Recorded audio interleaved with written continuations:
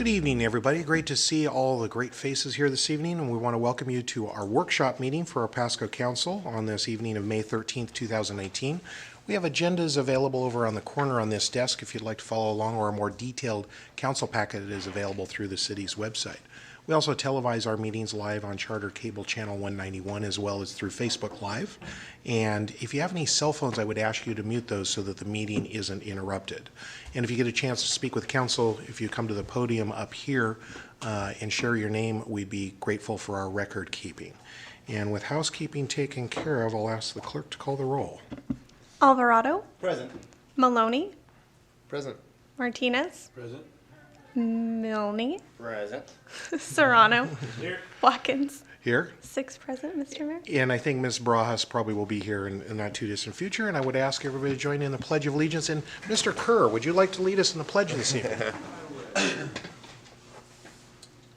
pledge allegiance to the flag of the United States of America and to the republic for which it stands, one nation, under God, indivisible, with liberty and justice for all. Item 3 is verbal reports from council members. Anybody attend a meeting or event they wish to share with council? And Mr. Maloney first, and Mr. Alvarado. Thank you, Mr. Mayor. On Saturday, I attended the Asparagus Fest and Brews over at Middleton Farms. Again, it was a fantastic event. I know a number of other council members were able to go. I learned a heck of a lot about asparagus on a little tour. I thought that was genuinely going to be just a throwaway sort of thing. It is amazing what goes into farming asparagus, and in terms of pricing and picking, and just the whole process is very intense, and just one of the amazing things that that folks in the community are able to pull off. It's tremendous. $600 a pound or more for seed. I thought that was an interesting little detail too. Mr. Alvarado. Thank you, Mr. Mayor. I also attended the Asparagus Fest. It was just great to see the community come together. That's an event that's grown every year, and so really just encouraging just something so nearby that draws so many people from the region. I also was part of the we're launching an ACEs campaign for accountable communities of health, and really is how to bring awareness to adverse childhood experiences and how to build resiliency through various, more than anything, a awareness campaign. Thank you. Thank you, Mr. Alvarado. Mr. Milne. Yeah, thank you, Mayor. On Thursday morning, I had the privilege of representing the city of Pasco at the VA Town Hall, and it was really cool to engage the veterans and see what issues are important to them, and thank them for the service. And then this morning, I also went out to Giza Stadium, and I met up with the guys from Focus Seating and see how our stadium's coming along, and I can say that's looking amazing. It looks really good, and excited about going to a Dust Devils game this year. And every time you get rid of the bleachers and put in nice seating, it should be really good. So, thank you. Thank you. I'm going to have 2 items to report, actually, Mr. Serrano first. Go ahead. Thank you. I'm actually here tonight, so I attended a Visit Tri-Cities board meeting last month, at the end of last month. As always, I see Mr. Novakovic in here, so of course it was a glowing meeting. But no, in all seriousness, they've got a great vision for how we want to market, or how the organization wants to market the Tri-Cities. And a lot of energy in that room. I really appreciate being on that board, just because it flows down certainly from the paid staff, but also the members. People are just excited about growing the area, promoting tourism here. So yeah, excited to be there, happy to be part of that group. Thank you. I'm going to report 2 things. One, last week, Governor signed PFD bill legislation. We had a public facilities district meeting that was a guest at just before this meeting. The PFD group of 5 members excited about coming together about what kind of project might be presented to the people of Pasco for consideration. So just the initial meeting with that, and I think we'll see some material coming from them in the coming months. I also had the good fortune, Mr. Colin Hastings at the Pasco Chamber of Commerce asked, since I am not running this year, to do a bit of a retrospective of my 15, going on 16 years on council. And besides working in a great presentation that Mr. Zabel, I think, gave to the Rotary with graphs, I was able to sneak in a Letterman-like thing. The top 10 things I learned as being a council member and mayor of Pasco, and had a good time. It was a very fun group. And just skip to the number one item, tacos are magic, was a part of my theme. And then they gave me a gift of a helmet with a taco on it, so I thought that was great timing. And since I also seem to have a problem with hitting sheep and motorcycles now and again, so it's kind of a double meaning. So great presentation. I enjoyed that very much. So what was the presentation? You won an award? I won an award, and it's Mayor of Pasco Taco Bout a Job Well Done. And I'll pass it around. If you want to see it, council members, then I'll maybe leave it on the corner over here. Any other reports? Hearing none, we're going to go on with we have a special report from Mr. Strebel in this section. We're going to do a little drop in. Mr. Strebel. Thank you, Mr. Mayor and Council. As was alluded to a little bit earlier, tonight is Mr. Kerr's last evening with the City Council, as he's retiring at the end of the month. And we wanted to make mention of his service to the city. Mr. Kerr first began familiar with the city in 1975 when he sued the city and won on an excessive force case for the police against the police department. We're not going to hold that against him. And then Mr. Kerr then started working for the city as prosecutor in 1982, around about the time that this photograph was taken. He then became the city's primary civil attorney in 1995. It's about the time of this photo, and I think I'm the only one that recognizes Mr. Kerr in this particular outfit, other than maybe Mr. Kidwell sitting in the back of the room. I think we're the only two that were here at that time. Lee has been the city's legal advisor through various challenges when he became the city's primary civil attorney, such as art in City Hall, the rental inspection program.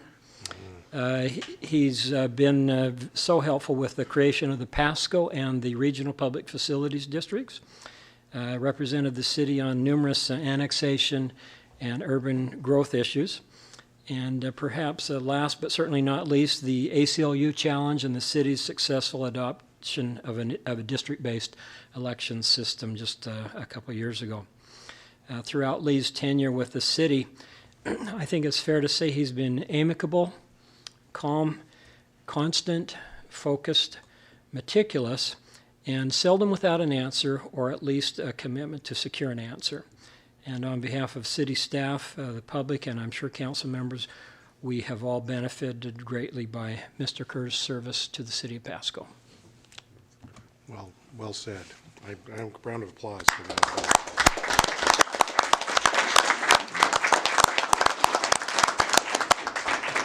And not limiting Mr. Kerr's rights for any rebuttal, are there any other folks that have any thoughts on Mr. Kerr's service or they would like to share before he takes the floor?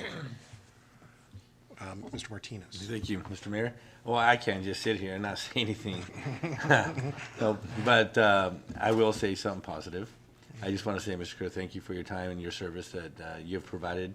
It's been over 7 years now, and never did I have a doubt that that when you were to provide information that it was even questionable, and you always looked into the information you weren't very sure about. But want to appreciate your honesty and your moral and ethical values that you've provided to the city of Pasco all these years, and I wish you the best. I think, is this your daughter over here? Yes. Okay. First time I meet you, but anyway, I just want to say congratulations. Thank you for your time here, and your work well done. Thank you very much. Thank you very much. And I must explain. you want I've been going to city council meetings for 45 years. And she wanted to make sure that this is really where I'm going on the last night. So this is my lovely wife, Nancy. And thank you, Mr. Kerr, for your service. And we understand too that this is sort of a soft thing, and that you were also being recognized in your legal community over the coming weeks for a job well done, not just with Pasco, but all other a lot of other areas of the Tri-Cities have benefited. Mr. Zabel? I did want to just let Lee know, one, we're kind of saving the good stuff for later because this one caught us by surprise a little bit. And date came up really fast. We just kind of found out this was your last meeting just a brief time ago. And, you know, Stan, recounting some of the issues you've been in, I've always been really impressed at how you managed to avoid controversial issues, you know, since I've been here. But that was a joke. All that stuff was really tough that Lee went through. But you know, I think the city's been very fortunate to have you. I mean, that's just a handful of issues that Stan talked about, but those were huge issues, and we deal with Lee. And, you know, I've got a chance to work with Lee for about 4.5 years, and, you know, incredible recall and excellent analysis. I mean, really, Lee, you're one of the best municipal attorneys I've ever worked with in my career. And, you know, not as long a career as yours, you know, but it's up there. It's up there. And, you know, I would also say with a contract city attorney, it's kind of like a marriage. And sometimes they don't end up so well. And this one has been like the dream kind of relationship with the city. I mean, I think you've served the city well from day one all the way to the very last council meeting.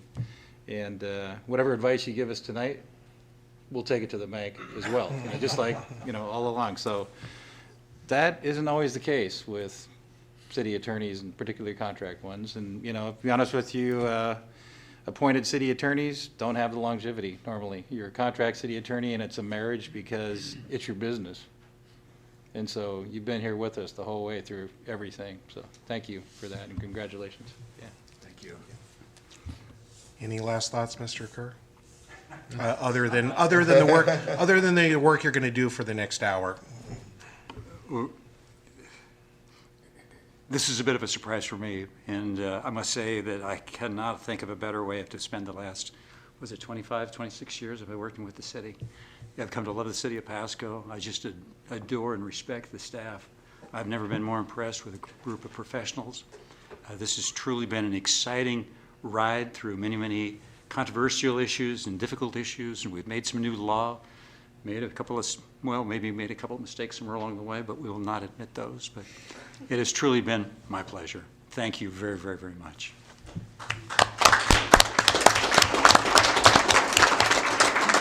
Well, thank you, Council, for the indulgence on the format of the agenda. It's nice to be able to do those sorts of drop-ins that are appropriate. So we're going to move on, though, with the agenda, as we always do in Pasco, and we go to Section 4 on the agenda. Items for discussion on this workshop this evening include a report from Ms. Gloria Boyce, our General Manager of our Ben Franklin Transit District.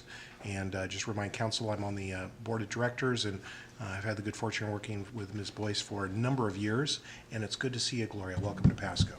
Thank you.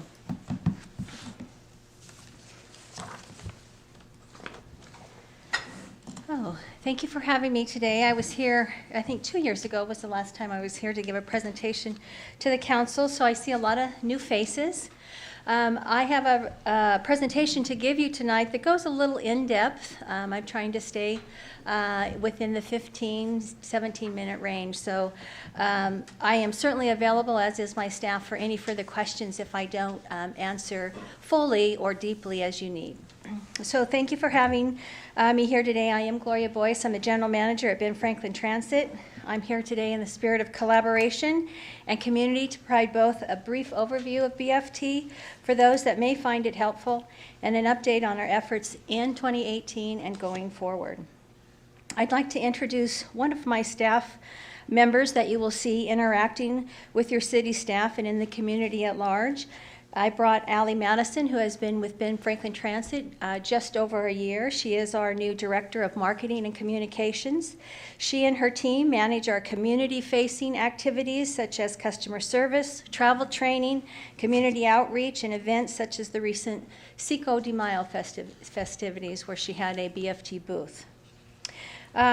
Before we get started, I'd like to see a show of hands of who has actually been on the BFT system, either a bus, a dial-a-ride, van pool, demand reservice.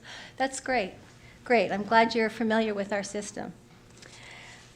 Just an industry and agency overview. Ben Franklin was established by public vote in 1981. Our guiding purpose is to provide safe, reliable, affordable transportation to the community in support of personal mobility, economic diversity, and area growth. We receive over 80% of our operating revenue from a 0.06% local sales tax allocation, with additional funding from fare collection, state and federal formula and competitive grants, and a small amount of other sources, such as fleet advertising revenue. Transit has a very real impact in communities, including tremendous economic benefit. For instance, every $1 invested in public transportation generates $4 in economic returns. About 71% of public funding for public transportation flows to the private sector, creating and supporting hundreds of thousands of jobs nationally. And home values perform approximately 42% better when located near high-frequency public transportation. The operations of BFT and the public transit agencies nationally are governed primarily by the Federal Transit Administration. We have compliance requirements around every facet of our operations, including the services we offer and how we provide them. As in many industries, the compliance aspect of what we do is growing.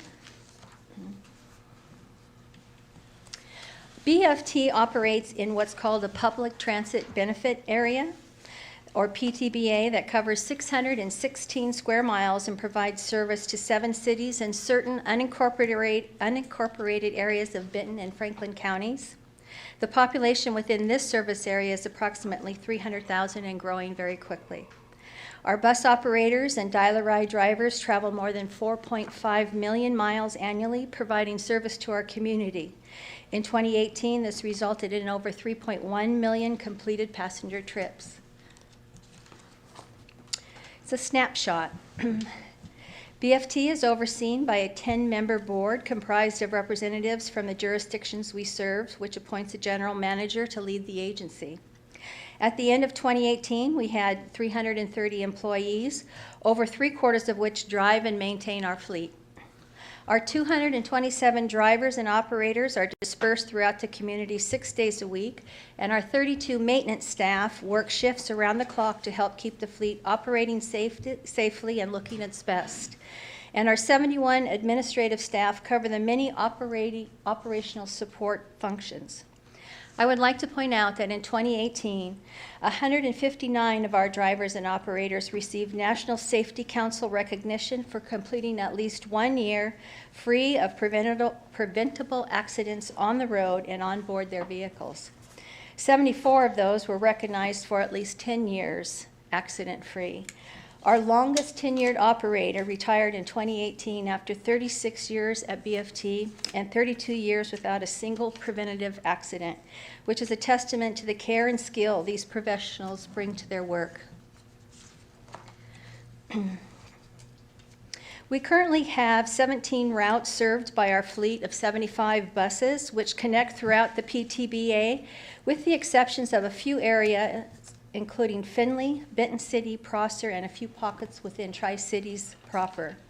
We also operate a dial-a-ride service, which provides pre-scheduled door-to-door transport for individuals with qualifying disabilities that preclude them from riding the bus. Per the FTA, the bus system and dial-a-ride paratransit service are complementary and must run in tandem. In 2018, dial-a-ride provided just under 300,000 rides. BFT also operates a general demand service using our dial-a-ride vehicles and drivers, which provide pre-scheduled point-to-point rides between outlying areas and the bus network.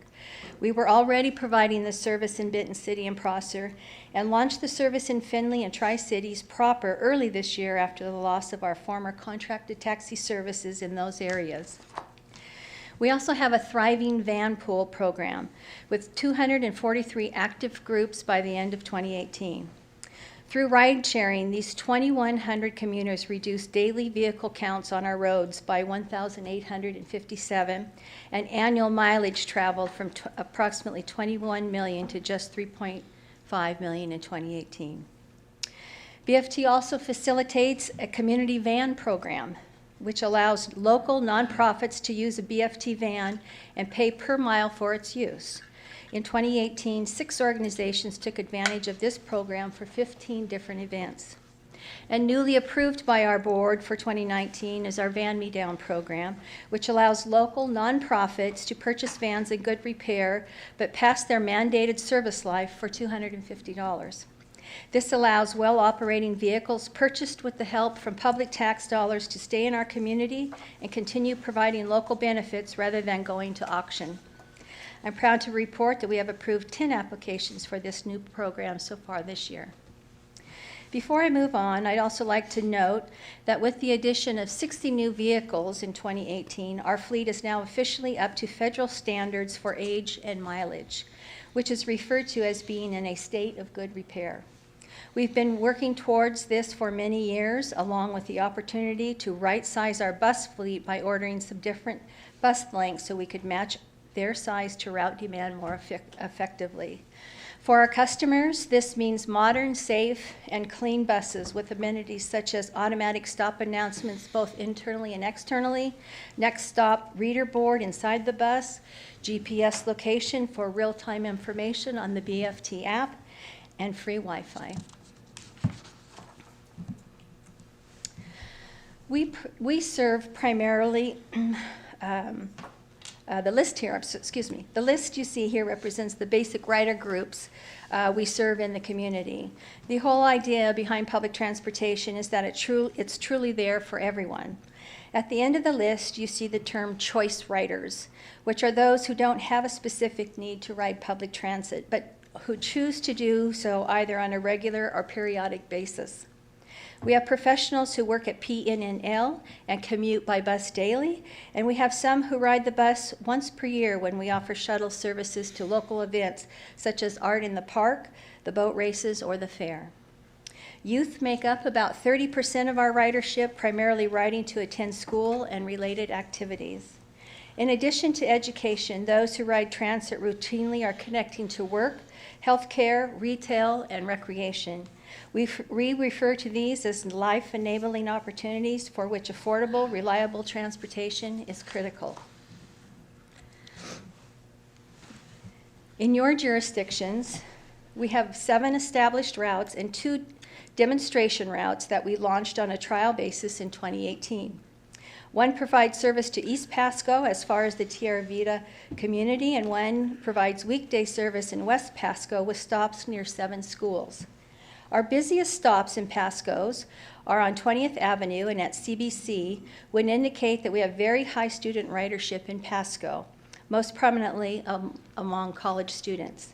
We have a partnership in place with CBC that gives every enrolled student unlimited rides using a sticker on their student ID, and will continue to look for other such opportunities to help students make their important connection. Of our 243 van pool groups, 48 originate in Pasco, 24 of which have their final destinations in Pasco, and another 24 groups arrive to Pasco each day from other cities.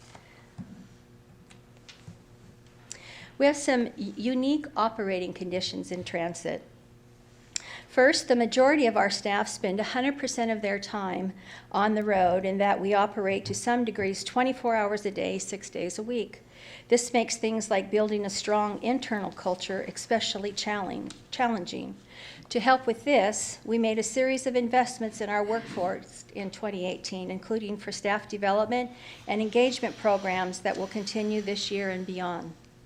We also have many and varied requirements on the compliance side of our operations, including from the FTA, as I mentioned earlier, but also when it comes to state and regional governance. In 2018, we achieved the FTA State of Good Repair standard, as well as finalized a required long-term transit asset management plan. We also complete and submit a 6-year transit development plan each year, which becomes part of the regional transportation plan that rises to the state level plan. And as we speak, we are in the process of an FTA triennial review, which is a deep dive audit overseen by the FTA every 3 years that examines every facet of our operations. As in many industries, cost containment is a big deal in transit. Just for one example, when you use 1 million gallons of fuel per year, fluctuation in prices become a very big deal. Operating a transit system is expensive by its very construct and scale. with the requirement to cover an entire service area that varies in its usage habits. We really pay close attention to cost containment and stay as lean as we can. We also have a challenging transportation landscape that I think we're all aware of in some respects. In transit, we have varying levels of control over things like ridership behavior. In some cases, there are things we can do that have shown direct impact on ridership, such as modernizing system amenities, streamlining routes, improving on-time performance, and increasing route frequency.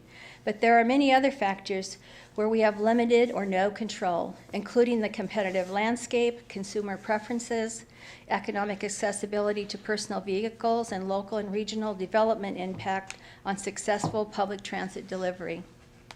Innovation and partnerships when it comes to land use, transit-oriented development, and infrastructure will only become more critical as our community continues growing. We are highly interested in partnering with you and all of our local jurisdictions to help pave the way. Pun intended. A little history here over the past year, and it's included in our annual report on your desk in a little bit more detail.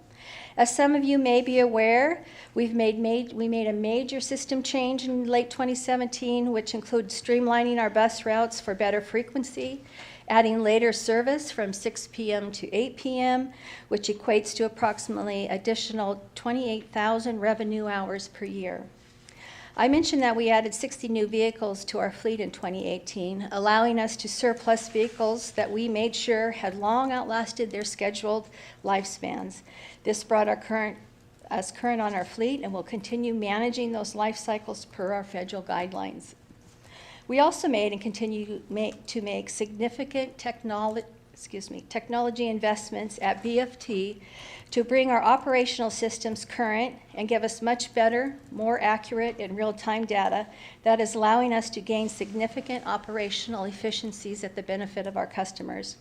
One of the things we're most proud of as a result of these investments was improvement of our average on-time performance from 82 to 91% in 2018 alone, which is a huge driver of bus ridership and retention. I mentioned the 2 demonstration rounds relaunched in Pasco in 2018, which are both undergoing analysis that I'll go into in the next slide. We also operated a demonstration trolley route in Columbia Park last summer. Running test routes like these is a good FTA-approved way for us to access demand for a new service and make adjustments before making permanent changes. We've also just launched the 3rd of 3 new service offerings provided by our board for introduction this year on a demonstration basis. The first 2 were the general demand services in Findlay and Tri-Cities, and on March 11th, we further extended service hours for most bus routes and dial-a-ride services to 10 p.m. This is an extra 2 hours on weeknights and 3 hours on Saturdays that we're excited to offer our community, and which should open doors for people in terms of how they can use our service. Our demonstration route analysis. As I mentioned, our demonstration routes are being analyzed at this time to determine how and whether to continue these services going forward based on what we've learned. As part of that process, for the 2 Pasco routes, we've conducted an in-depth passenger survey in Pasco in March to understand customer needs and travel patterns. Our observations, data, and future plans informed our planning and service development team's proposed service alternatives. The recommended changes will streamline routes serving these areas while improving service and better aligning it towards new multimodal transit hubs planned in East and West Pasco. As an aside, I'm happy to share that we very recently, with the adoption of the state budget, learned that BFT will be receiving a sizable grant award from WashDOT to help fund these new hubs, the 2 in Pasco and 1 in the Queensgate area, which will provide improved connectivity throughout the Tri-Cities across multiple services. We look forward to partnering with Pasco on these important developments. The next step for our demonstration route analysis is the public comment period, which began late last week and includes public hearings at Tierra Vida on May 22nd and at the Pasco Library on May 28th. After that, we'll present final recommendations to our board and ask them to approve those for implementations, hopefully in late summer or early fall. I believe that you have the handouts of the demonstration routes as well on your desk, what they're currently running now, and the proposed final alignment. Progress. We spent most of 2018 gathering our first full year of benchmark ridership data following our 2017 system overhaul. By October, we had one full year of data to start comparing to move forward, and we started to see signs of usage going in the right direction. We're hoping this becomes a trend, but are encouraged that what we might be witnessing are positive results from a lot of blood, sweat, and tears put in by a lot of really great people at BFT over the past few years. We will continue watching and building on our current success. The road ahead in 2019. We have some exciting facilities modernization efforts coming, such as starting to plan for 3 new multimodal transit centers, a phased rollout of clean, modern bus shelters, and other system amenities, as well as continued investments in technology. We'll also continue efforts around staff development and agency succession planning, especially important as our industry faces a potentially devastating percentage of retirements over the years ahead. And we'll complete our federal triennial review and update our strategic plan this year as well. And as we do all of this, we must also be mindful of where our industry is headed and prepare ourselves to get on board with new approaches. Our industry is headed towards something referred to as mobility as a service, which is a broader way of looking and providing transportation. We are also seeing the push towards alternative fuels, and transit systems around the country are already operating pilot programs with autonomous vehicles. We'll continue to do the hard work to bring Ben Franklin Transit current, keep evolving to meet our community's needs as fully and efficiently as possible, and keep our eyes down the road as well. Thank you for your time today. I appreciate the chance to share with you in the interest of maintaining open communication and fostering collaboration. I'll be leaving copies of the annual report, and we'd be happy to provide any information you might request. Questions, and I hope there's some. This is a unique chance to, great lights. For Mr. Alvarado first, then Mr. Serrano. Thank you, Mr. Mayor, and thank you so much for the presentation. As a longtime bus rider, certainly allowed me to save a lot of money and afford college. And so I had a question about the coordination between BFT and municipalities when it comes to providing for opportunities for when there's denser development or transit-oriented development and things of that nature. How does that relationship work? How does that communication happen with cities plan for zoning and things of that nature? How does that initiate, and how does that work? That's a really great question. Thank you for that. We have been working really hard the last number of years to create a relationship with all of our jurisdictions. We are attending all planning commission meetings and planning meetings when there are transportation-related items. For a few jurisdictions, we are now on the list for approval of development, and we certainly are a vocal partner now at our regional planning agency, the Ben Franklin Council of Governments. And so it has really changed. The landscape of collaboration and communication has really changed over the last number of years.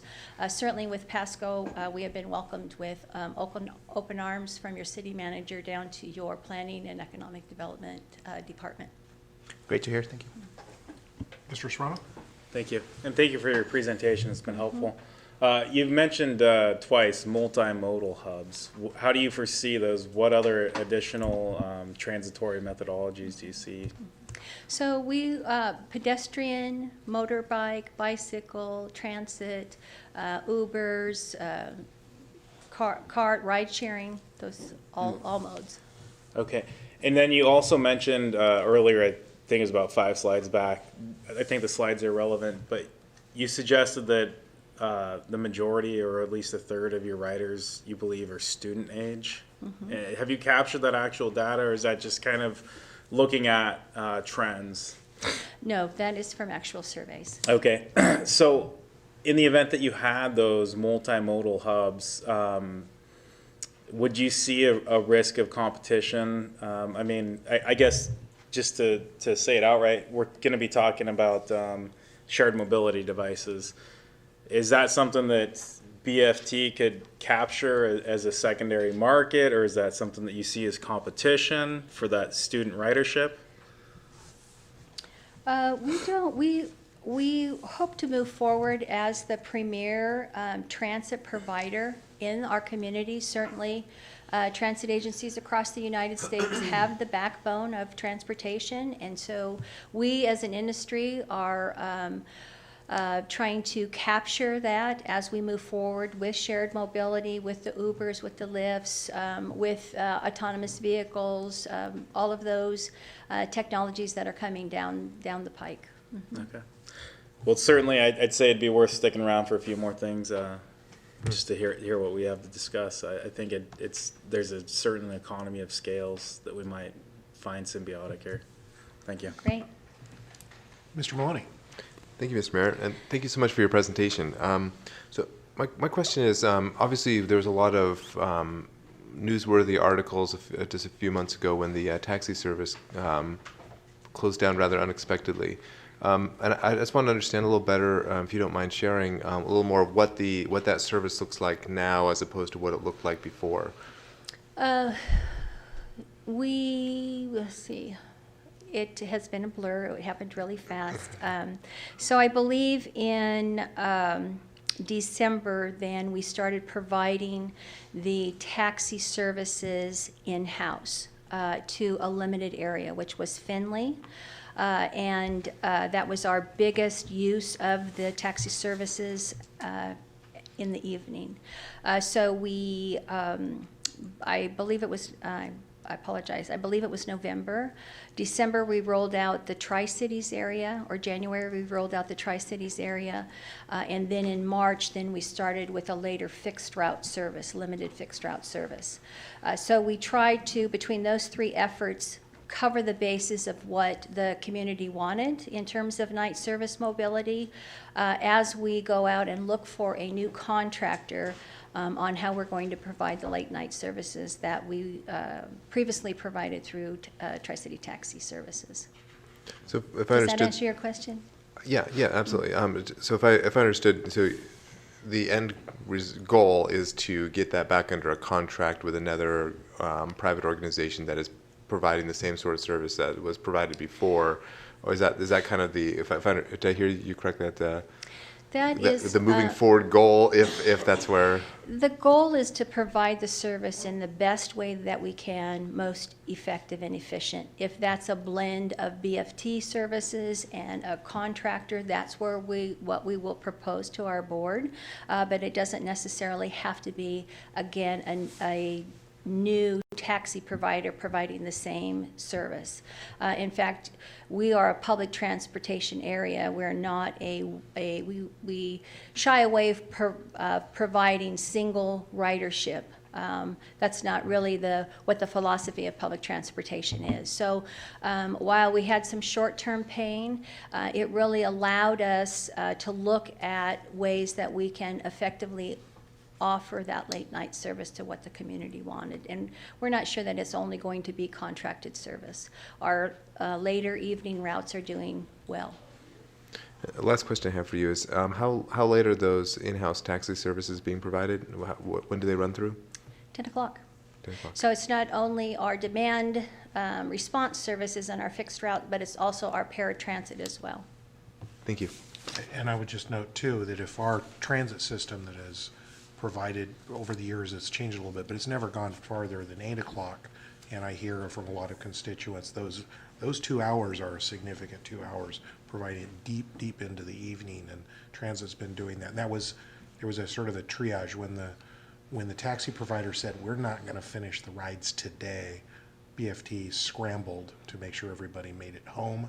Everybody who needed a critical ride got those rides, and then the stuff that transit could do in short term did, and it took longer term for some of it. But all of those needs are done, and seeing those buses running around till 10 o'clock at night, they're providing an efficient service. Whether or not we contract out again or not is kind of probably an open-ended question.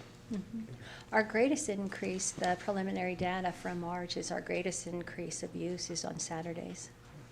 And so we structured that to 10 so that we could catch the end of retail, so we could get people home that have retail jobs, home from school events, basketball, football games, those types of activities. So that it tends to, it's working well. Mr. Martinez. Thank you, and thank you for coming over tonight. My question to you has to do with the van pool and the Hanford employees. Has there been any discussions about how you're going to deal with if they go to 24-hour operational services out in Hanford? Is that going to affect Ben Franklin Transit very much? We are going to be there promoting van pools, sir. Okay. We have a lot of vans. We have a very healthy van pool investment program at the state level. We used to run a larger van pool program when the Umatilla munitions was open. And so we have the capacity to be able to manage the increased demand on van pools. Good.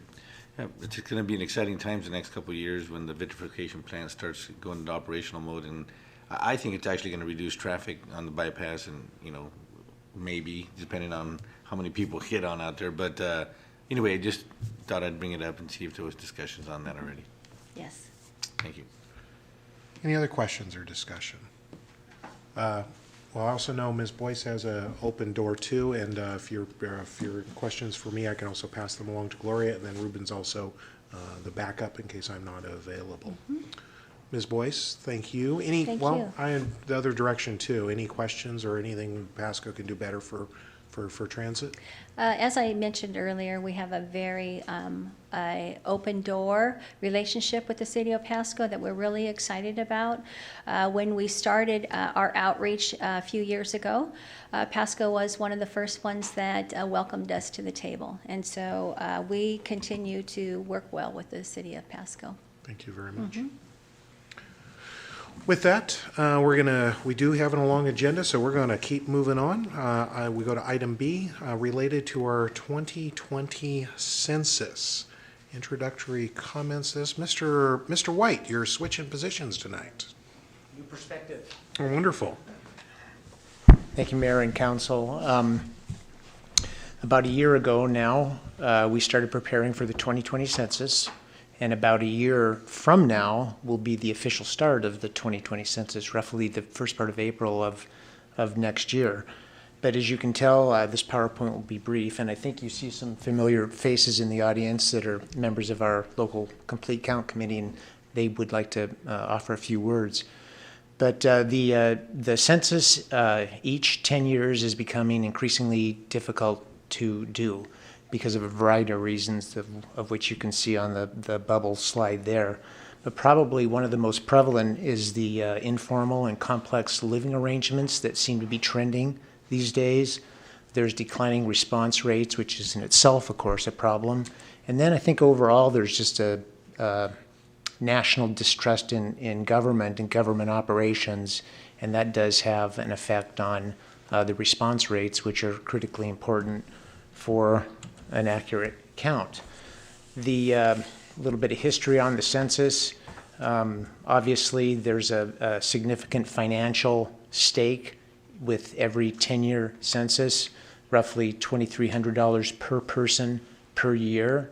That's quite a bit of money, but there's also the purpose of the census also shapes both state and local legislative districts. It is often used by commercial and industrial investment opportunists for making sound private investments. And it's, of course, a snapshot into who we are both as a community and as a country in traits, economics, and a whole menu of background information. You'll see on this slide a few of the dates that the census will start. You'll notice that it's roughly a 5 to 6 week process. This census, they'll initiate contact through the internet. That'll be followed by a series of phone calls, a series of mailings, and in hard-to-get-to areas, actual visits by field personnel from the Census Bureau itself. So there's roughly 4 groups of people. They're called cohorts in each community, and each cycle has roughly a 6-week cyclical period to try to get response rates. The visit from census field personnel, of course, the shorter the better. The census has been drastically reduced over the decades. There are several angles towards getting people to respond. There are options for declaring relationships to the family that you happen to be living with.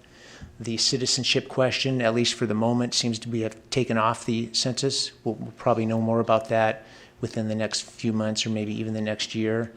And then, of course, there's always the ability to identify a certain race depending on what questions are being asked.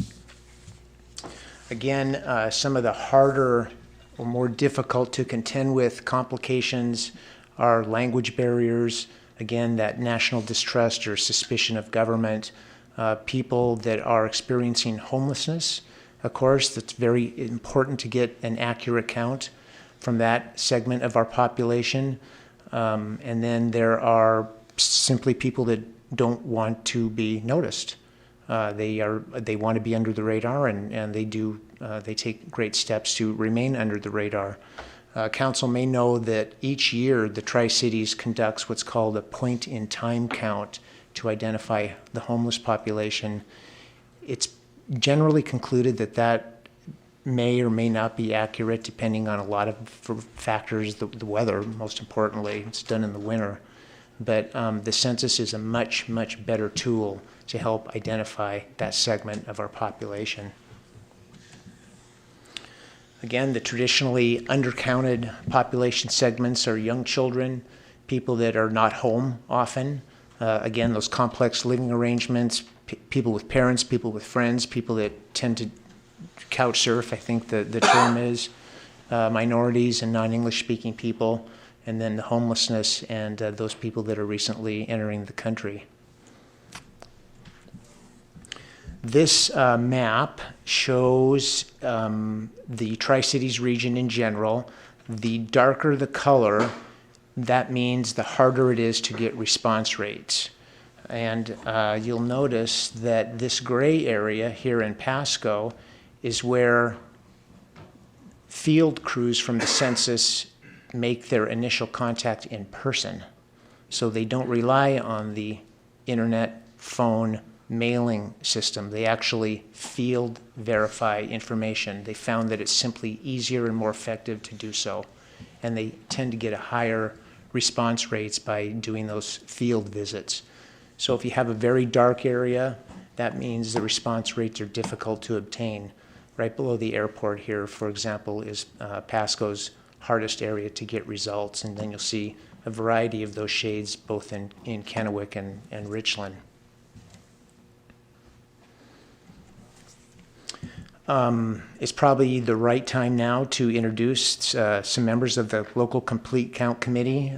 They, again, started roughly a year ago.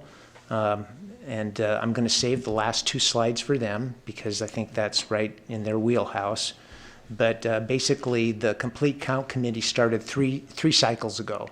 It's a local effort, local and state effort that's dedicated to making sure that response rate gets up and stays up. So Spokesman Gabrielle, Luann, Martine, sorry, I don't. There's 2 more slides, Gabrielle. Yes, do you want to show them? No, go ahead, you just click whenever you want. Okay, thank Good you. evening. Buenas noches, good evening. Well, thank you for the opportunity to engage with the Pasco City Council. Leading the way, you are leading the way among local elected officials. I've been asking the ports and other cities and try to figure out where they are, and I'm so proud of Pasco leading the way. So, who are we? We are the Tri-Cities Counts. That's the name for our local group. It's a grassroots community organization whose purpose is to increase historically undercounted populations. So the hard to count is now historically undercounted populations. And we want them to participate in the 2020 census, and we have a few remarks by some of our volunteers here. So we'll start with Martin. Did I introduce myself? I'm sorry. Gabriel Portugal. I'm with LULAC, the League of United Latin American Citizens, and it's a pleasure to be part of this group, the Tri-Cities Council. I'm going to introduce Martin Valadez.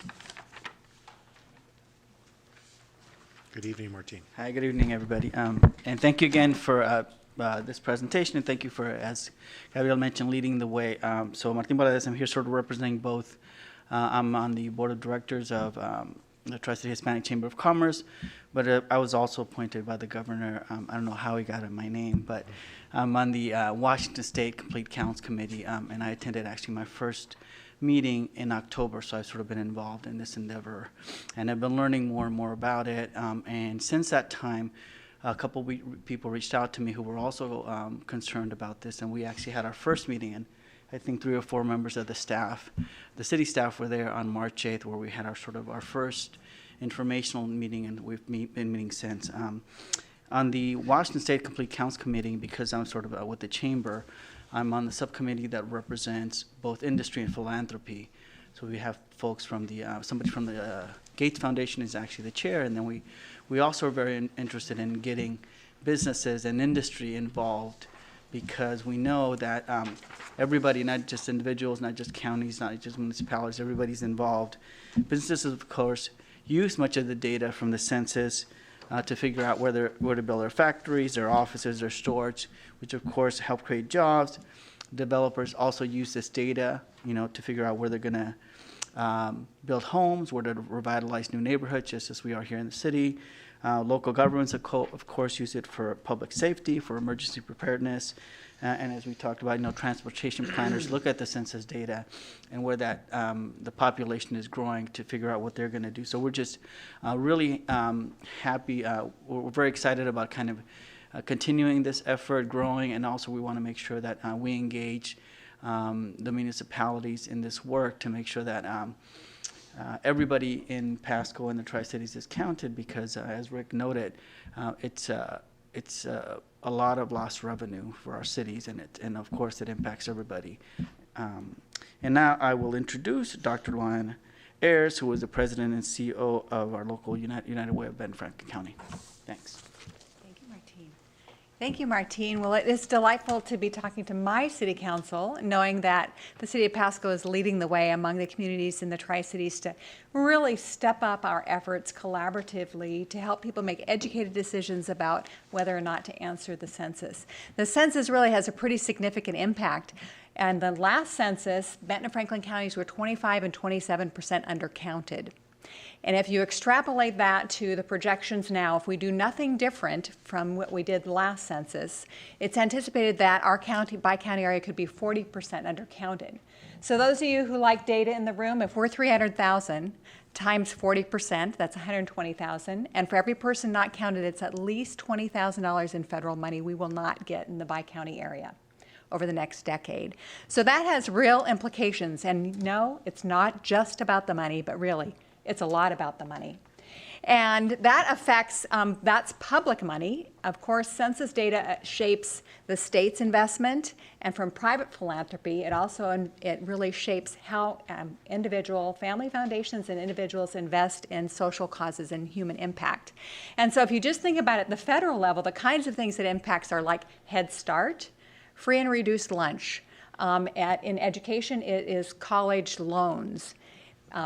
Martin already mentioned transportations, Medicare, Medicaid, adoption support. So it really covers from cradle to grave, individuals, families, no matter what your economic circumstance, as well as business. It has a pretty significant impact. So we're excited to work with the city of Pasco and Franklin County to really increase the number of people who respond to the census. We're really delighted to bring in expertise from outside of the area to help us. Being a little behind the curve is actually a good thing. We started on March 8th because other communities have already developed materials We just have to, harvest from the web, change the name of the city. So it leverages their dollars. They also have expertise in what's been working with different historically undercounted populations.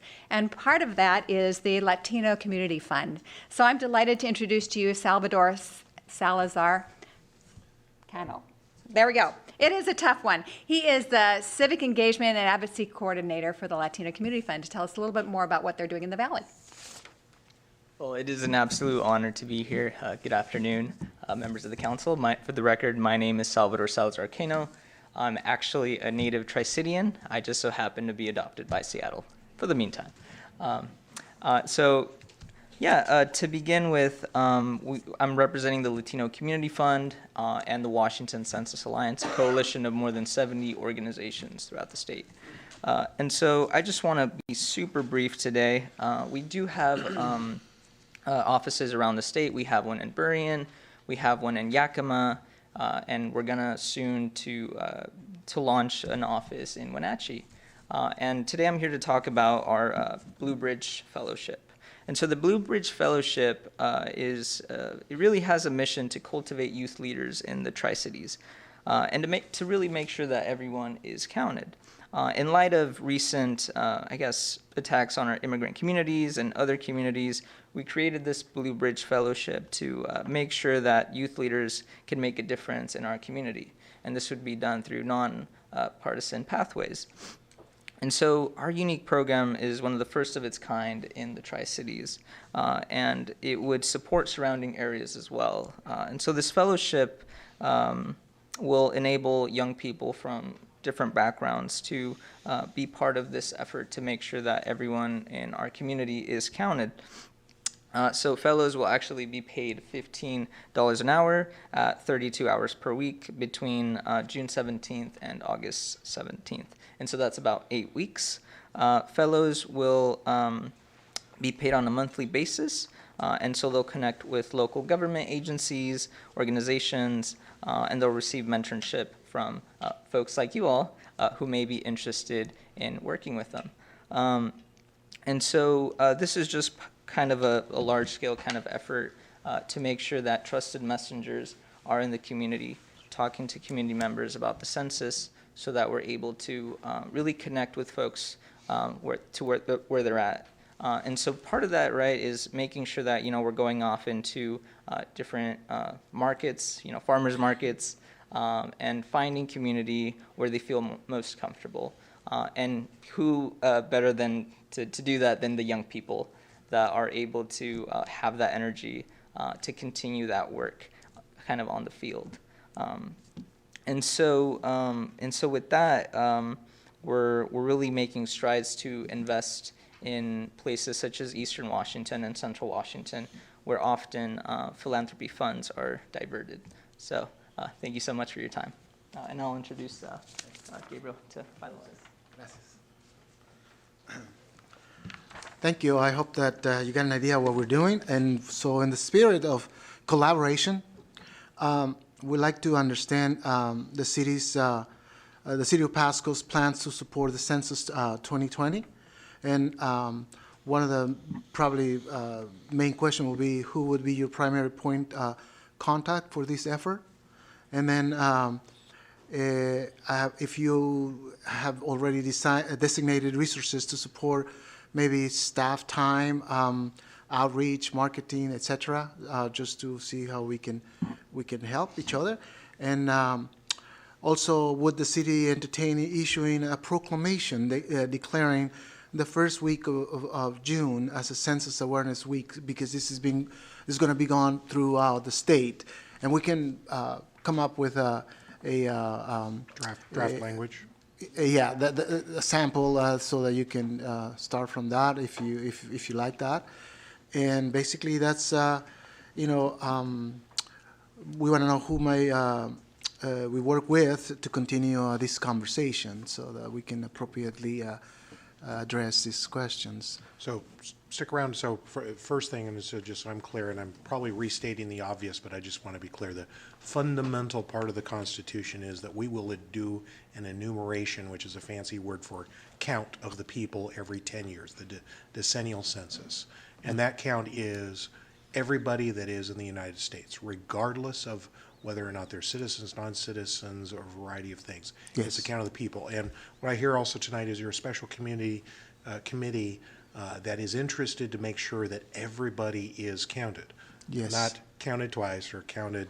Exactly. Everybody's counted, and there's processes to make sure that it's as accurate as possible, and that also practically speaking too, because of the challenges in Pasco that we have with a extremely dynamic community that includes folks that haven't been in the United States a long time, may not be in the United States under legal means, and that's still part of the Constitution. We want to make sure that everybody is accurately counted.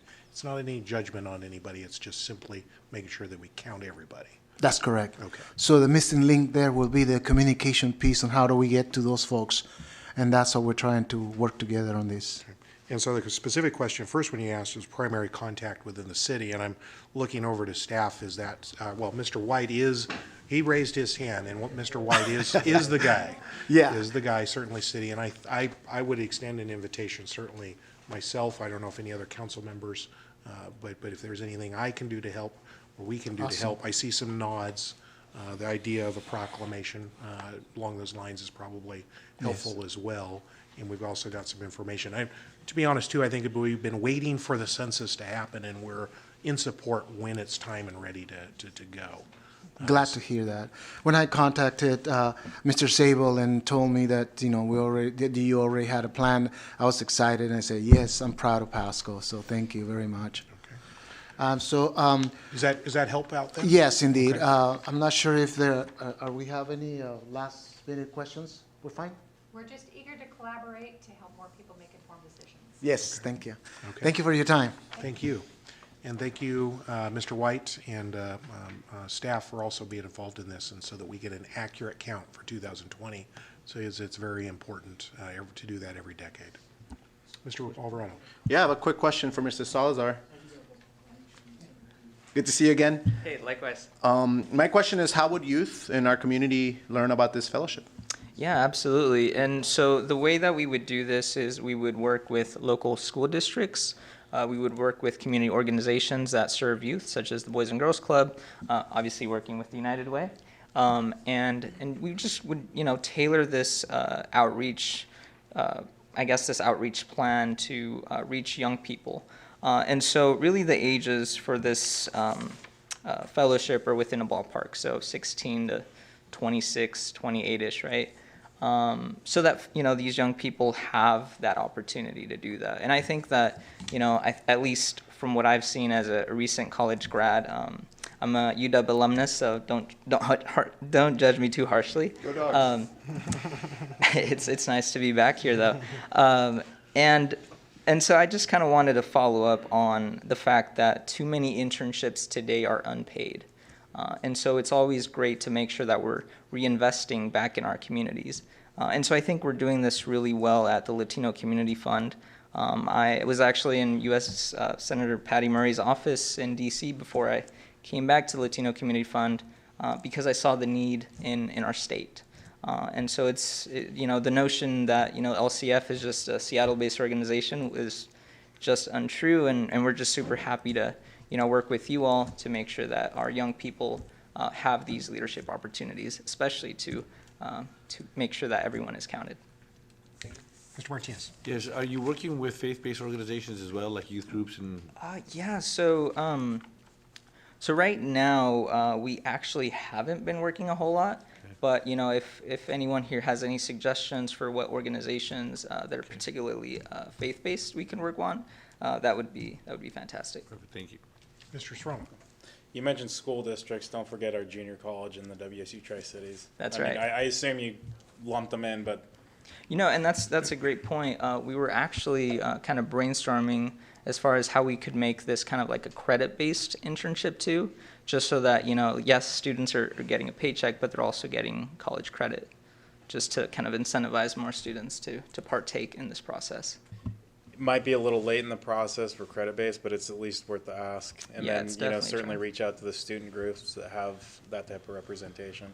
Yeah, I know definitely. both campuses have those types of, the groups that you're targeting. Mm-hmm. Any other questions or discussion? Thank you for coming down this evening. I'd love, this is a perfect fodder for workshops to talk it over, so Yeah, thank you for so coming much. down tonight. And I would note too, we are 2 items through about 8, so we do have a full agenda. We're going to keep plowing through, and our next item is related to a grant award for Pasco Boat Base. You were doing the introductory comments, Mr. Radkai? Yes, thank you, Mr. Mayor, and good evening, City Council. Recently, the Pasco Administrative and Community Services Department was awarded a grant through the RCO for renovation of our boat basin in Schlegel Park. I'd like to now introduce this evening Dan Doda and Brent Kubalik from the ACS manager team to make a presentation on this fantastic and exciting project. Good evening. Good evening, Mayor and Council. Good evening. We wanted to give you an update with the RCO grant application. We completed the grant process, and over 80 applicants, 18 were funded, and we ranked number 3. So let me reacquaint you with the project. The property is owned by the Army Corps of Engineers, and the city has a long-term lease with them. We have an agreement with the contractor to manage the marina. He takes care of the boat facility and the moorage. It's known as the Columbia Marine Center. Located next to the property is a 3-acre park, that's Schlegel Park, and we maintain that city staff. The park has a restroom that's been closed for more than 20 years and is beyond repair. And you can see here where up in the corner on the top picture, there's a little portable toilet. It's 100 feet away from the parking lot, 200 feet away from the boat launch itself, and it's got a 20-foot elevation change. Here you can see the condition of the concrete on the west and east launches. The east launch has been closed since 2014. We did a number of repairs. However, they failed, couldn't keep them in there, so we had to close them because of safety issues. The west ramp, you can see where it has tree root damage, and so it's shortly behind it. The last time the launch and the dock were upgraded was in 1975. And you can see here, the dock itself, it is not ADA compliant. It's very extreme. When it gets wet, it's extremely slick. The floats underneath are offset, so it's extremely bounces back and forth. So it's kind of spooky when you're on it. So, and you can see in the concrete ramp here, the slope. We weren't thinking about it, ADA back then. And you can see getting onto the dock itself, it's got a 6-inch lift, even get up onto the docks. So there's 3 major components to this project. It's the boat ramp and launch, the restroom, and the parking and traffic flow. The boat ramp and launch have 2 failed existing ramps, and the launch will all be replaced. They're going to have the light penetrating compliant dock. We're going to have new cast in place, concrete, planks, so if something fails, we'll be able to replace that versus trying to patch. And it'll all be at ADA slopes. The restroom, we're going to replace it with a pre-manufactured building. We've used these in our parks already with good success. It's going to be located right next to the launch itself. The parking lot, what we're going to do is right now it's unmarked. So we're going to actually put some stalls in there. We're going to have 8 pull-through parking stalls for trailers. We'll have 10 regular stalls, 2 ADA stalls, and then up north we have another additional 8 along the fence line, and we have 3 along the west side there in orange. As I said before, here's a picture of our restroom. We're going to have this as unisex restroom. It'll make it easier for the families. But we've found in the parks they're pretty bulletproof, very good economically. And it'll be the only flush restroom we have for boat launches in Pasco. Here's a closer look at the launch in the parking lot. As you can see, the pull through right there, and it goes around the little island, brings you into line so you can back into the launch, and then you pull right back up and you can park your truck right there and trailer. And the auto parking will be down below here, right next, like I said, to the restroom. And if you're coming here to visit with friends and all that in the boat, you can just park there, and you're not having to find a spot out in the middle there. This project is designed to benefit the recreational users. And this is a prime location because it's right next to the Snake and the Columbia confluence there. And so we also have a pump out station there at the marina. We have covered moorage and now only flush restroom. That includes on the Franklin County side. But because it also does the recreational, we couldn't focus a whole lot on bragging about how we help the other agencies. But the Franklin County Sheriff's Office uses this launch. So is the fire department with the only region's rescue boat. And Washington Fish and Wildlife uses. The project will ensure these agencies will have a place to launch for many years to come. The nice thing about this project is it's a 74-26 match. The grant is providing $660,000 and the city is providing $235,000. We appreciate your approval of the CIP budget allowing these improvements. And with that, we'd love to answer any questions. Questions or discussion?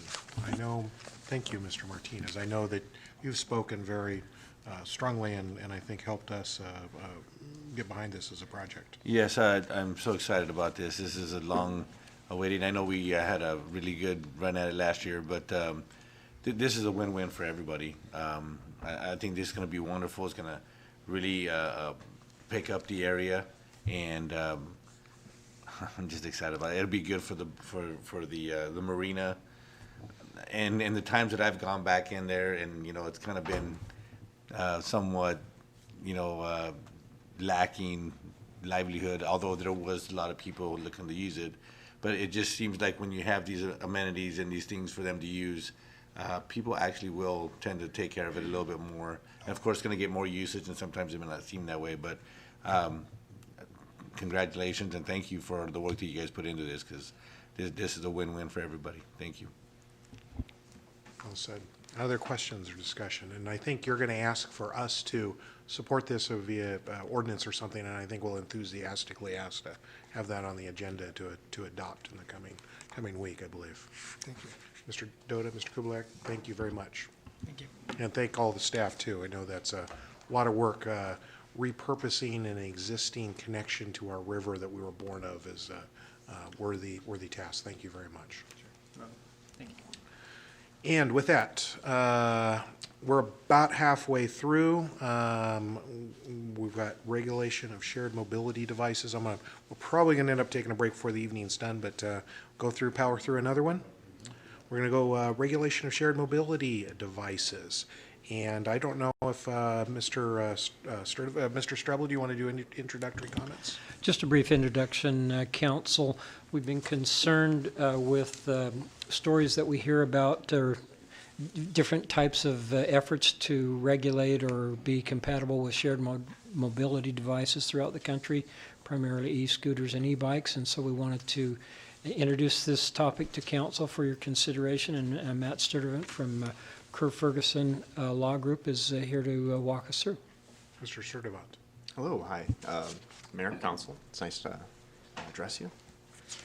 I want to speak a little bit about, as Mr. Strebel said, shared mobility devices, e-scooters, e-bikes, and that sort of thing. So e-bikes themselves resemble ordinary bicycles, if you're wondering, trying to picture what they look like, but they usually have some sort of cladding or boxes on them to hold batteries and motors and things like that. The shared devices themselves are rented through apps. through companies that maintain these apps. It's really not that much unlike Uber or Lyft. I'll get into the details in a little bit here. And they are designed to be left on sidewalks themselves or in designated stalls for these different devices. So this is what the e-scooters themselves look like. It's really not that much different from your ordinary kick scooter, but one big difference is they can go up to 15 miles an hour through electric power. I mentioned that they work a little bit like Uber and things like that. What you basically do is get the app, download it. It takes your payment information. You can find the nearest device on the map. You go there, find the device itself, scan a QR code, and off you go. The price varies. It's usually $1 to start it, and it's usually around 15 cents a minute after that. They're designed to be ridden on city streets for relatively short distances. I'll talk about later how a CDC study found that in the city of Austin, for instance, it looked like the trips were for less than 1 mile. I mentioned that the speed goes usually around 15 miles an hour at the maximum. One important distinction for e-scooters is that the wheels are smaller than your usual bicycle wheels, and some of the reporting that I've seen indicates that that makes them more susceptible to things like road hazards, cracks, sidewalk panel differences, potholes, that sort of thing. And as I learned firsthand when I visited Santa Monica about 6 months ago, they are sometimes left all over the place. They are left in the middle of the sidewalks. I found myself stepping over them, walking around them as I was navigating near the waterfront in Santa Monica. I quickly mentioned the study. The CDC in the city of Austin did a little study that looked at the injuries caused by e-scooters specifically from September 5th to November 30th of last year. The stats show that there were almost 1 million trips just in that time frame and only on e-scooters. And if you look at the math there, do it in your head, it looks like it's a little bit less than 1 mile per trip on average.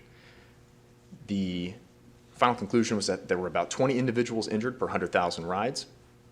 And the study points out that the methodology was by looking at emergency rooms and people who sought EMS services. So that means that they more likely caught up to the people who had suffered the most severe injuries. And they did interview these folks, it looks like. The study found that nearly half the injured riders had severe injuries. 15% had evidence suggesting a traumatic brain injury. However, less than 1% of them were wearing a helmet. One of the points about these devices is that you can find them on the sidewalk and off you go once you use the app. Some of the stories that I've read indicate, well, how convenient, I mean, it's very convenient, but how convenient is carrying a helmet with you everywhere you go necessarily? So there's a little bit of a disconnect there. No deaths during that period, though. Regarding safety concerns, 55% of them were in the street, 33% were on the sidewalk. 50% of people that they interviewed thought that a street surface condition like potholes or cracks contributed to their injury. If you go to the bottom of the list, though, you'll see that 7% involved objects like light poles and manhole covers. Manhole covers also on the street. I imagine that 50% number must mean things like defects in the street and not things like manhole covers, which have to be there. Look, also 10% collided with a car, which is lower than I expected it to be. 47% occurred during those harder to see times on the clock between 6 p.m. and 6 a.m. 37% self-reported that excessive e-scooter speed may have contributed to their injury, and 19% of folks interviewed thought that they had a malfunctioning device, brakes or wheels, had gone awry. Talking a little bit about the law here, you may be familiar with Keller. A municipality owes a duty of ordinary care to build and maintain its roadways in a condition that is reasonably safe for ordinary travel. You might be wondering, what is reasonably safe for ordinary travel? Well, ordinary travel, back in 2016, fairly recently, Division II held that bicycles were ordinary travel under the law. I believe they were looking at the state transportation guidelines to determine that bicycles were an important part of the state's transportation plan, if my memory serves. Specifically regarding scooters, not a whole lot of guidance. The Supreme Court looked at the question in 1949. I imagine that what they were looking at was a little bit more like a Vespa or something like that back in those days. They did not directly head-on address that question. They didn't rule it out. So what's the liability concern? Is that some judge somewhere might eventually just get the case that says that e-scooters or e-bikes are ordinary travel, and that a city's design or construction of the roadway was negligent if they were injured on it. So there's been a little bit of a difference coming from the state legislature, some new things coming from them, new product. The RCCW's changed in 2018 regarding e-bikes. There are now 3 classes of e-bikes under state law. That makes it a little bit easier for municipalities to regulate them. Class 1 is the slowest. I think it provides assistance up to 15 miles an hour. Class 3 looks a little bit more like a motorcycle. It requires a speedometer. I believe the assistance cuts off at 28 miles an hour. Because of that, you have to be at least 16 years old. I'm sure there were a lot of 15-year-olds who were disappointed on Christmas. And then the Class 1 and 2 bikes can be ridden on the sidewalk. Class 3 e-bikes cannot be. I just mentioned Christmas. Yeah, you don't need to have a shared mobility service like an app in order to ride these, of course. You can go online and buy one of these devices yourself if you're so inclined.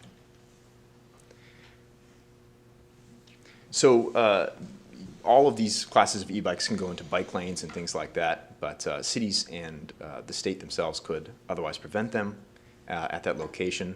The new e-bike regulations do not preempt local regulation, and cities can still discuss and regulate their use. E-scooters cannot be ridden on a sidewalk unless they're part of a bike or pedestrian path. I imagine this just means in case it bisects it or something like that. E-scooters have access to highways just like bicycles. Here they're talking about bike lanes and things like that, unless otherwise prohibited by state or cities. And there are brand new changes. At the end of last month, this just got entered into the session laws. There are new regulations regarding e-scooters, and those regulations are effective in late July. Bicycle parking regulations now apply to e-scooters. Cities can regulate e-scooters on all rights-of-way, not just highways, and that's now explicitly in the RCWs, or it will be in July. You must be 16 to ride an e-scooter unless the city provides for otherwise, and there's a maximum speed of 15 miles an hour on the city streets, but cities can also change that as well. Also, there's a brand new section in there talking about how cities can regulate e-scooter sharing programs. Cities can prohibit them outright, or they can require them to pay reasonable fees and taxes. Cities may require e-scooter sharing to be ADA compliant, ensure clear passage of pedestrian traffic on sidewalks, and cities can penalize moving and parking violations involving e-scooters themselves. The RCWs provide a little bit protection for cities. They can now require specific language in e-scooter sharing programs contracts regarding insurance and regarding minimum insurance coverage. So looking at how some Washington cities have addressed this question, it looks like some are using things like right-of-way use permits.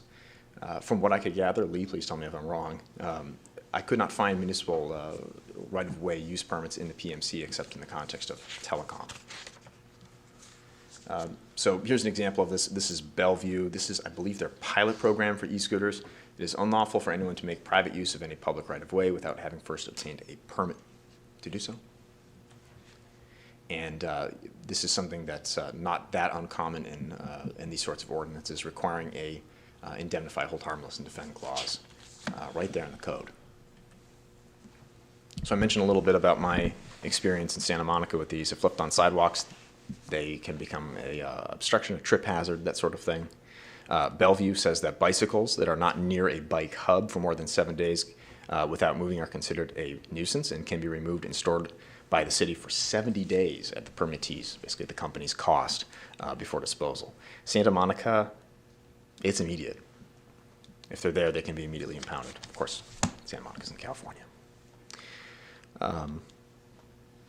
Santa Monica has prohibited these ride-sharing companies or these e-scooter sharing companies from operating unless they have a permit and a business license for doing so, and it prohibits obstructing travel by placing them in a right-of-way.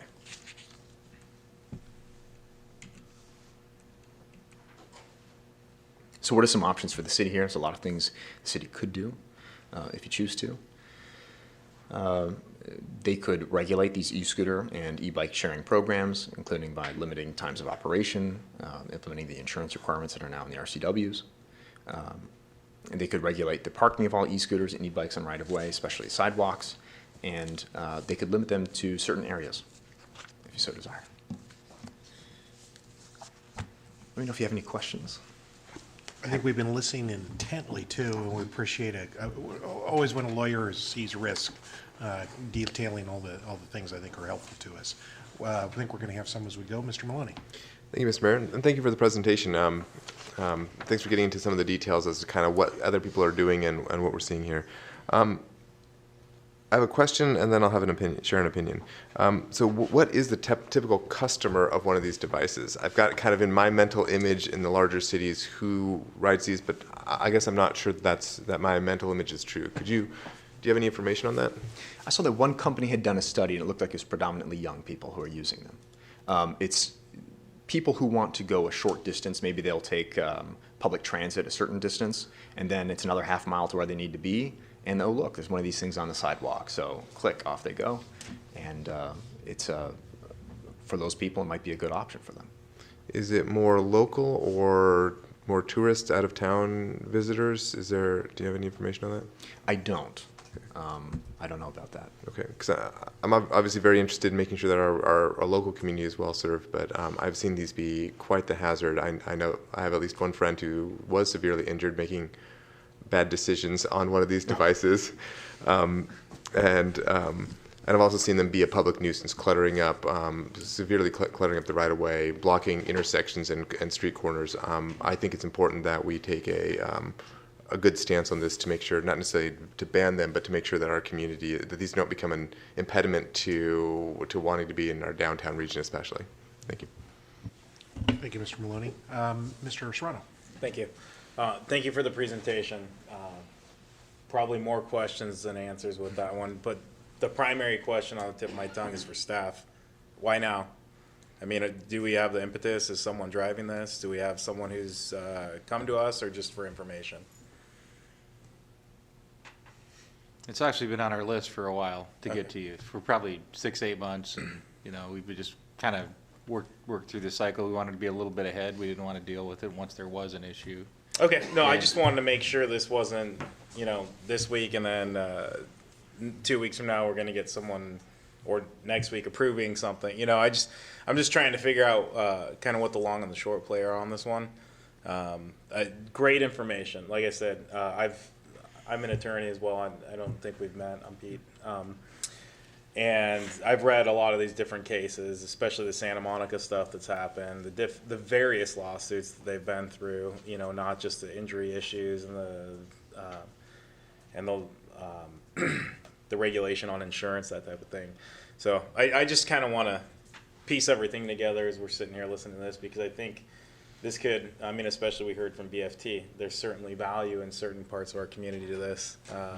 Just making sure we do it right if we're going to do it. I'd say that's, rather than give you my list of 20 questions, I'll stop there. Thank you, Mr. Serrano. Mr. Alvarado. Thank you, Mr. Mayor, and thank you for the information. It kind of gives me a little bit of context of which laws I may or may not have broken when I was in Tacoma. And I guess more of a comment is, I certainly have concerns about this as well, as, I think thinking about where we're at as a city, and it's really encouraging that we're doing a assessment of all of our sidewalks. We had that presentation not too long ago, and I think we got a long way to go before I feel really great about something like this, just with all the hazards and things like that. And so I really appreciate seeing the risk side of it. I'm a kind of impulsive guy, so I like to just, let's do this. And so I think it's really important that as a city we look at the risks that go with something that looks so much fun, something that looks like, a lot of people will look, be in favor of this because it's just a fun option, but there is a lot of risk associated with it. So I certainly have concerns. I think to our earlier presentation about transportation, I think the way that our city's design is, it really, the bus gets us there, but we need that extra mile. And so I think I would be in favor more of, to promote more of the bicycle sharing. I mean, that may not necessarily e-bikes, but bicycle. That'd be something great to see in the city. But yeah, definitely have a lot of concerns about the scooters. Mr. Martinez. Thank you. And yes, obviously this is a concern, but for some reason, as I was going through this today, and I might get in trouble for saying this, but this is a lot safer to me than having like ATVs that came up a while back ago. But this is, when I thought about this, I thought, well, who, you know, one of the questions is who would be using it? And, you know, I can see this being, you know, somewhat of an issue, like when most kids, young people would take them to school and back. It would be convenient for them. And or after work, I've found a lot of people in my neighborhood don't really want to go to the store a mile away, but if you can get on a scooter real quick and come back, it might be something they would do. You know, and I'm not opposed to this at all, but obviously, you know, and keeping it under 15 miles an hour. I know that you can go get some devices like this that can go up to 25 miles an hour, or maybe even better. But you know, I just think, you know, we probably should think about this a little bit more as we move forward. And then again, this is a really important reason why we have to make sure our infrastructure and our roads and streets, you know, meet all the requirements and spacing that we need for them to be safe as they do so. So I don't know that we're quite ready for it, but you know, I'll keep the doors open for this one. Okay, thank you. Three thoughts myself. One, and I couldn't help but thinking the last one, we're getting the grant to help with the Schlegel Park. I was in my mind's eye imagining getting air off of the boat launch with the scooter that I get rent, not knowing what the rental terms are. So maybe but I also been given a helmet. So,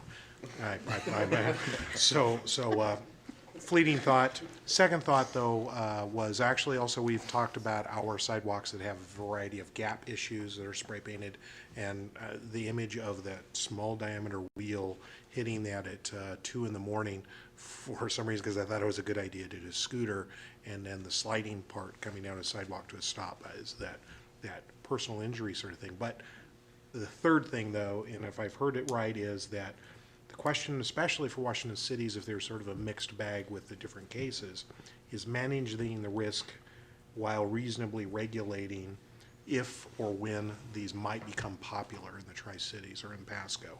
So I think that's where I would be interested if there is a entry-level, reasonable thing that the city might adopt that doesn't squelch a pretty cool thing, but also, you know, also indemnifies the city, as well as managing the nuisances in advance and then tweaking as you go.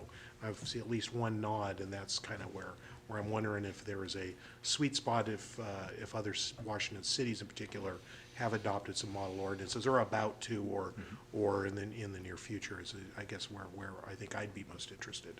Ms. Barajas. Thank you, Mayor. You answered my question. About getting air at the boat launch? No, about the. Okay, so that just skipped my mind now. I'm sorry. No, I did want to point out, though, that although I agree that we may not be exactly ready for this now, do we have any, this question's for you, Dave, do we have any potential licenses for businesses? You know, I think there is kind of a general discussion. A company named Lime has expressed some interest of coming in Tri-Cities. Okay. And I don't believe any representations, and they have not contacted the city directly, you know. But it's trying to stay ahead of it a little bit. Correct. Getting some information out to you. I don't know that staff's in any kind of position to say we should ban them, but I definitely think there's some roads that they shouldn't be on.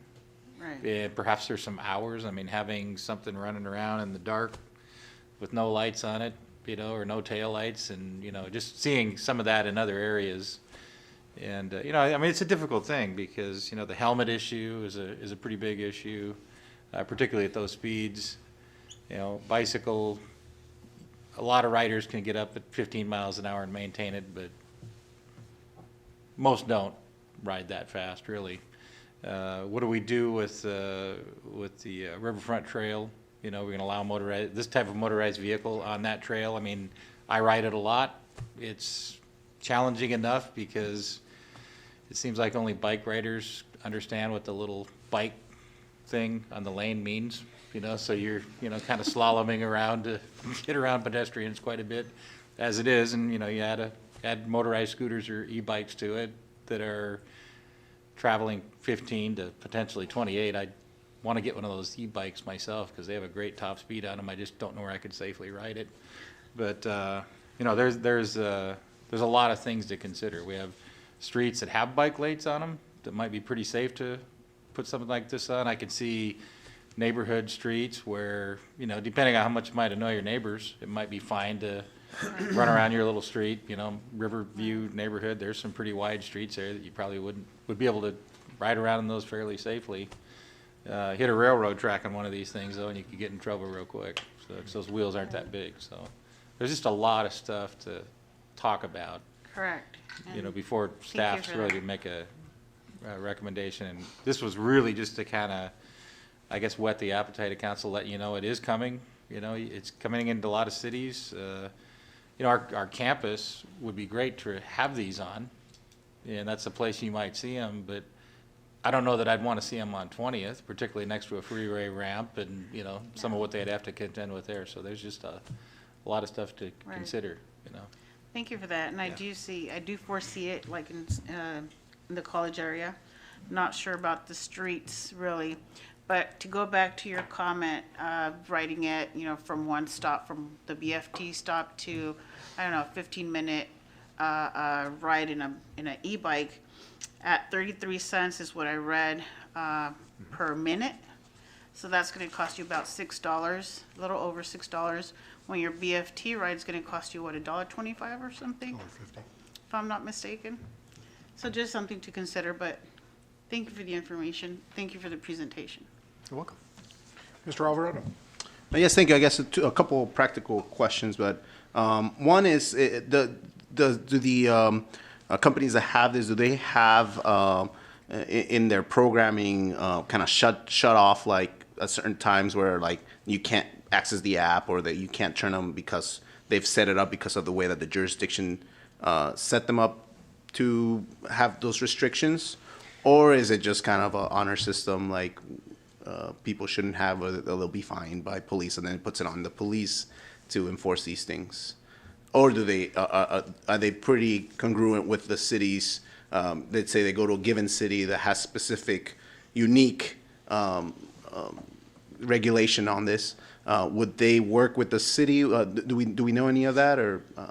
Some of the companies promise that they'll work with cities. Mm-hmm. I know that I think there's at least one of the major companies has said that they will not do it late into the night. I don't know exactly what the hours were, but they will simply not allow people to rent. It just shuts off the app kind of thing? Or? I'm not sure if it shuts down if you're on it, but I don't think you can take them out for a spin. You can't start a ride. I think that's how it goes, but I'm not positive. So these things are internet connected? Yes, they are. They are. I believe it's GPS connected. As I don't well. know if they have a specific internet connection themselves, or if it's done through your phone. It piggybacks on your phone, but they do phone home. Perhaps the area and so perhaps the time, but perhaps also the area. If there's designated areas where perhaps it warns you or says, "Hey, you are exiting the permitted neighborhood," or I don't know. Does that exist? I don't know if that exists. Might be a good idea. Maybe I should pitch it to them. Yeah. And then, and you mentioned that there's also you could get infractions for breaking these rules in various cities. Does that include like things like DUIs and things like that, or maybe less serious? Let's say someone's inebriated and driving these things around town. I do not know the answer to that question. Okay. It would presume to be similar under the influence of even bicycles in Washington State, I believe, is one can be held in that. So it's probably similar to those, but detail to be understood. And one more thing, and I am flashing back again as I do, and I don't know if Saul was here when we had powered foot scooters running amok in our neighborhoods, probably a little before you were here. Mr. Kerr, I'm sure, remembers motorized foot scooters without mufflers was a problem we had in Pasco. And also we had a problem with some gang members patrolling territory, zipping up down around neighborhoods. And so it was the nuisance of flying around of younger folks, and then they were really, really noisy. So I think that is a model we actually did choose 16 years old and treat them like motorcycles, I believe, and you have to have a special permit for them. So I'm not saying we should do that with these, but that was one that did catch us by surprise and we had to react to. So Mr. Zabel's point that if they're coming, I think we would be interested in what a practical, no-nonsense thing that minimizes the city's risk on the indemnification thing, because we really do appreciate having low utilization rates on our insurance. Would want to continue that. I think that, if nothing else. But some others, and then if Lime is coming or others are coming, then we probably should spend some more time on it. And appreciate your thoughts and sharing that with us. You're very welcome. Thank you. I think we've covered that. Any other to cover on that? I'm going to suggest, we've been going an hour and 40 minutes. We got 3 more items at least on the agenda. How about if we take a 5-minute break? We come back at 8:46. We'll be in recess until 8:46.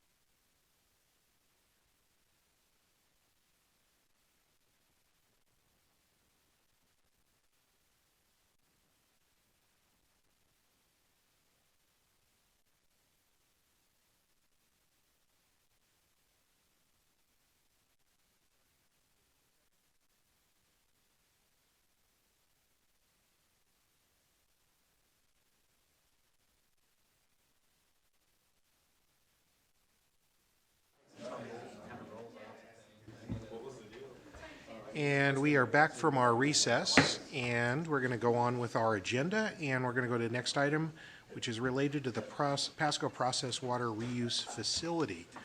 An update on that process. Mr. Worley. Yes, good evening, Mr. Mayor, members of council. I think many of you have heard over the past year about some work that the city has been doing on the Process Water Reuse Facility. And so we thought it might be a good time, after spending about 2 years looking at the existing facility and planning for some needed upgrades to it, that it would be a good time to come to council and give you kind of a briefing on where we're at within that whole process. So we have Robin Nelson, who is with Pace Engineering, is the consultant firm that we've hired to do the evaluation and the facility planning for us. And with him is our senior engineer, Maria Serra, who will be supporting Robin in this presentation tonight. And one of the things I wanted to mention to you before we begin is that this effort has involved so many different things, all the way from the technical level to working with the processors. We've been having meetings with everybody. And so to try to boil everything down in 2 years worth of technical work into a 15-minute presentation may have been a big challenge. So just keep in mind that we attempted to try to stay at a pretty high level, but between these two folks that are here to present to you tonight, they can get down into the littlest of details as you would like relative to this project. So please have some very highly technical questions for them, okay? So with that, I'd like to turn it over to Robin. At 9 o'clock at night, we'll get into this.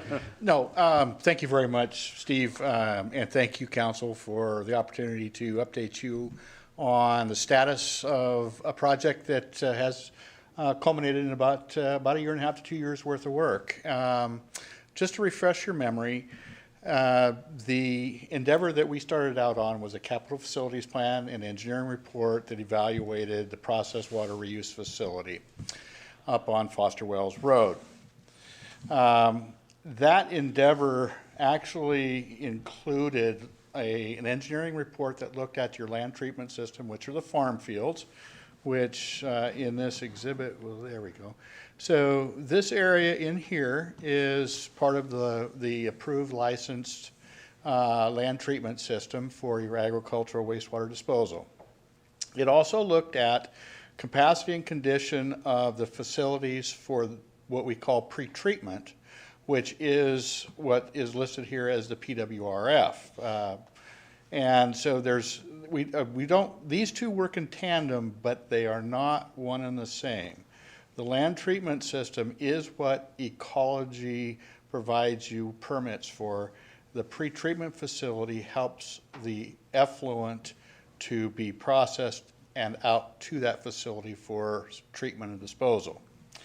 Also in this exhibit here are the two service areas that were identified in the facility planning effort. These areas predominantly provide the wastewater that is discharged to the PWRF. The Foster Wells service area encompasses Pasco Processing, Twin City Foods, and Reesers. And the Southerly Columbia East service area encompasses Simplot RDO, Freeze Pack, and then Grimway. In this effort for planning, we took more of a kind of a 20-year long look with a focus on immediate needs. From the planning efforts, from the conditions assessments, and all the demand forecasting that we've done, there were several projects that were identified and prioritized as part of this effort. So the one was at the process water reuse facility. It was found that the current irrigation pump station, which is really the central key element of that whole pre-treatment process, which takes all of the waste and then pumps it out to the land treatment system, is extremely antiquated and in dire need of upgrades. So that system was identified as a priority or key element. As well, there was a need to provide reliable conveyance for the southerly Columbia East service area to bring wastewater up to the PWRF. Thus, the new Columbia East pump station, which is actually under construction right now, if you haven't driven out by Dietrich Road and seen the big hole in the ground and then everything coming up from there. The complementary project to the pump station for Columbia, serving that Columbia East service area is what we call the Columbia East force mains. And so this this kind of a yellow line that you see wiggling through here is a conveyance system that transports wastewater from the 3 agricultural processors in this area up to the PWRF for pretreatment and ultimately disposal.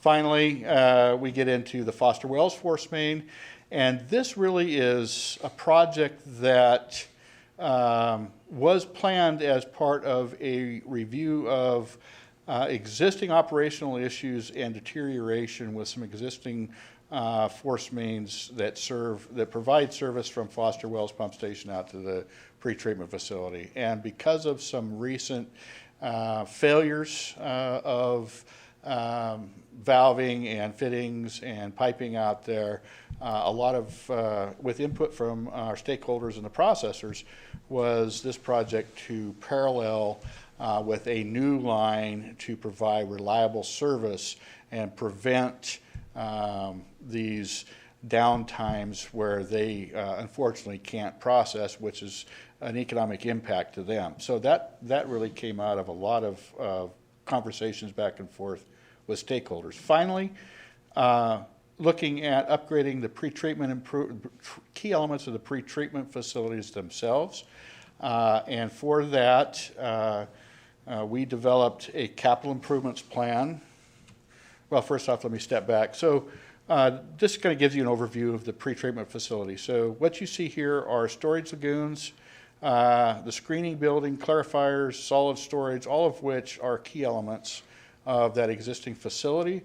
We'll say that to serve into the future, there will be a need for additional storage, a need for upgrading the screenings building, primary clarifiers, solids handling to treat the solids that are created by the process, and obviously I'd indicated about the industrial pump station, or irrigation pump station, excuse me. This identifies the service areas that I previously was talking about. Again, the Foster Wells service area, the one on your left.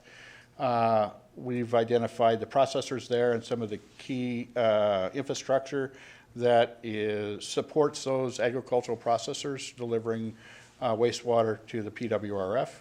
On the right is the southerly Columbia East service area, again identifying the processors and some key elements of infrastructure that provide service to those individuals as well. The capital facilities plan. So I'd indicated that capital facilities plan included an engineering report. It included several other reports that are complementary to supporting the capacity of land treatment system, as well as conditions assessments for the pretreatment process. We also looked at the need for any additional conveyance improvements to improve serviceability, reliability, and or just provide a gap where there was not that service at the time. From all of these studies, it culminates in developing what we call a capital improvements program or capital improvements plan. And so all of this has been completed. We have submitted this to the Department of Ecology for their review. They have provided us with comments, and we're addressing those comments as we speak. Our hope is to resubmit on or about the 17th of this month. We may push that date just a little bit, but by and large, we'll be done by mid-month. So I had spoke about the capital facilities plan and a capital improvements program. So what we're showing here is an overview of the capital improvements program that was identified as part of the study and the planning efforts for the capital facilities plan. The first area, we've structured these as conveyance, pretreatment, and then the land treatment system. This first slide identifies conveyance improvements that would be needed, that are needed for the Foster Wells service area. As you can see, the force main replacement is identified here as an operation and maintenance need and the estimated costs. There are a couple other projects identified here as well. Then within the Columbia East service area, the main improvement from there is the new pump station and the new force main, with some additional improvements that help to get the discharge from the 3 processors to that conveyance system centrally. The next slide identifies pretreatment improvements for the PWRF. Top of the list is the irrigation pump station and its discharge piping that convey the piping out to the farm fields. And then various other improvements that will be necessary to continue to provide a quality effluent out to the farms for irrigation and final disposal. And then ultimately, improvements that are needed for the land treatment system to maintain adequate operation and delivery of the wastewater to the fields as part of your irrigation process. Now these costs, as you see, there are some very large costs here. One thing I wanted to note is that these costs are externally funded. So these are going to be through user rates for both the capital and the operation and maintenance costs for not only conveyance, but the pretreatment and any improvements to the land treatment. So that way, when you look at the funding here, this funding is actually funding that the city has secured in the dark blue, in the light blue of which they have applied for, and in the very light blue, which the city is planning to apply for, but we think that there is a very good opportunity. So with that, we're looking at almost $19 million, over $19 million in either awarded or anticipated funding to help offset the capital costs for improvements to the pretreatment system and the collection system itself. Excuse me, I have a quick question for you. Yes.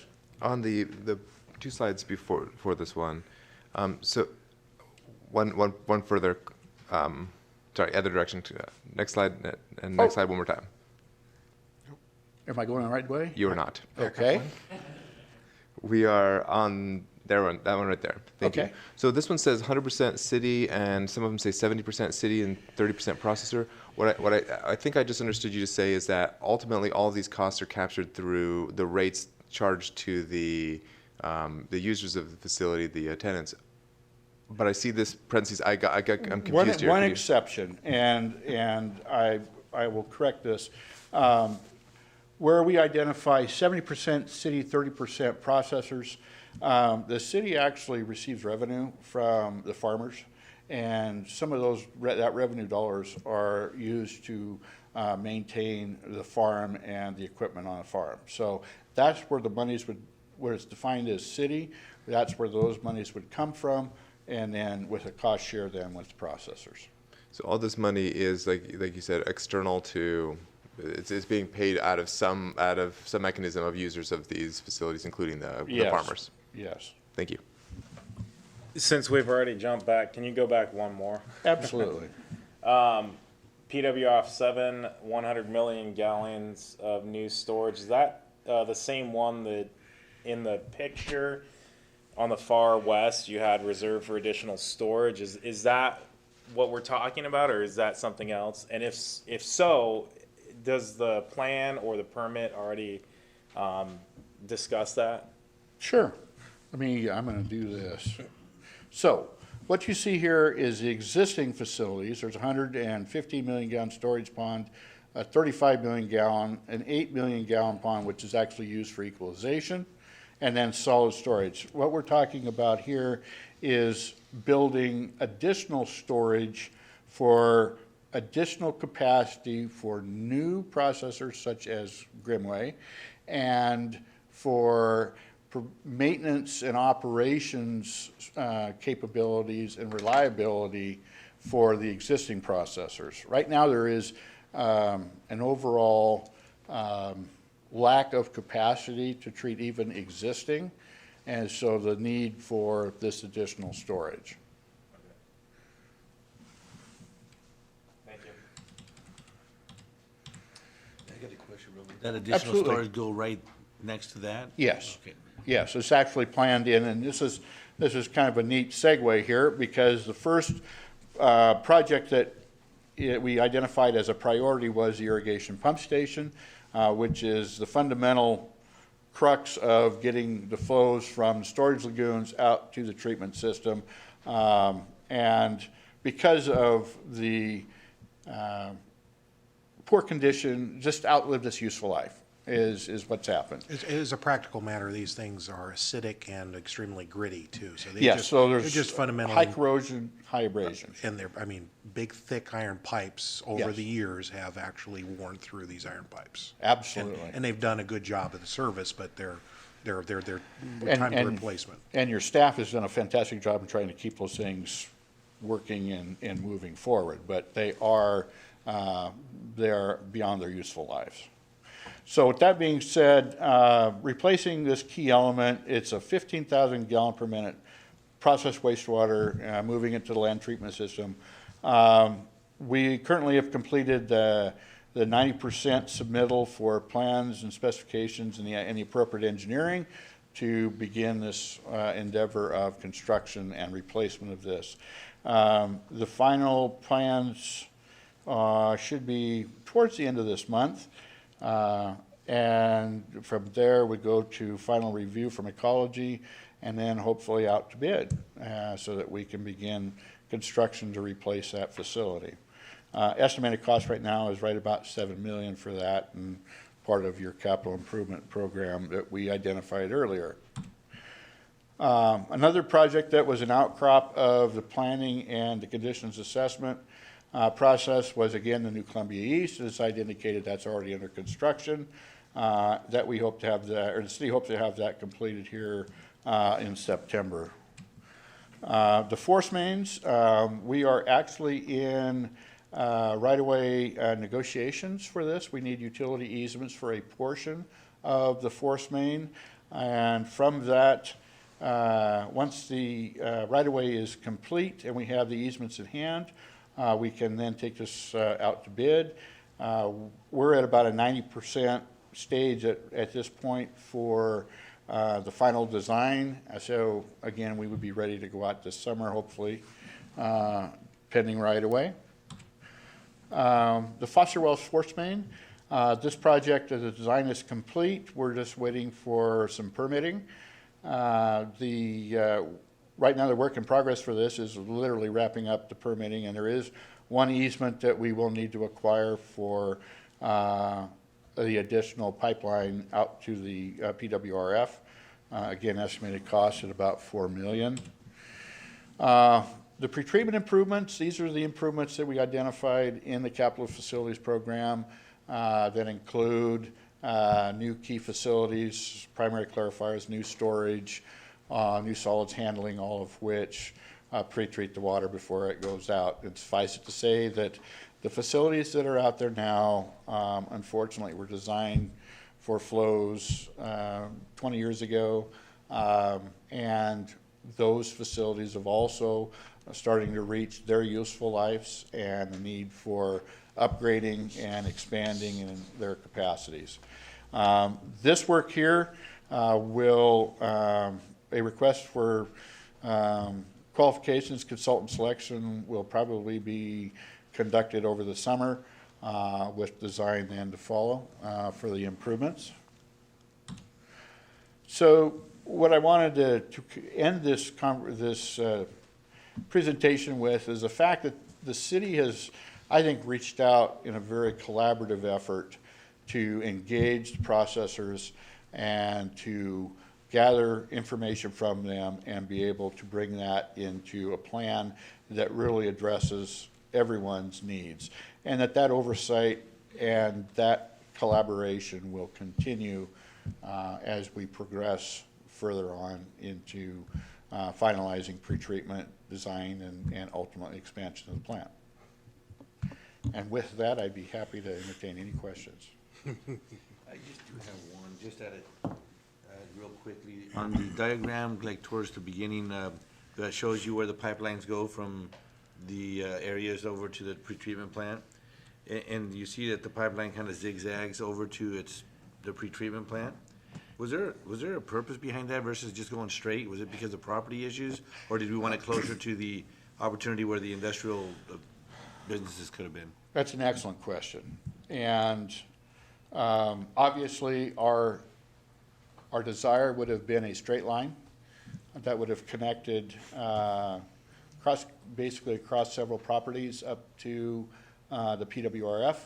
Unfortunately, we experienced some real reluctance and resistance to entertaining utility easements across those properties, and thus the need to jog it out and basically back out into public right-of-way where you have control of your own destiny there. It's just permitting.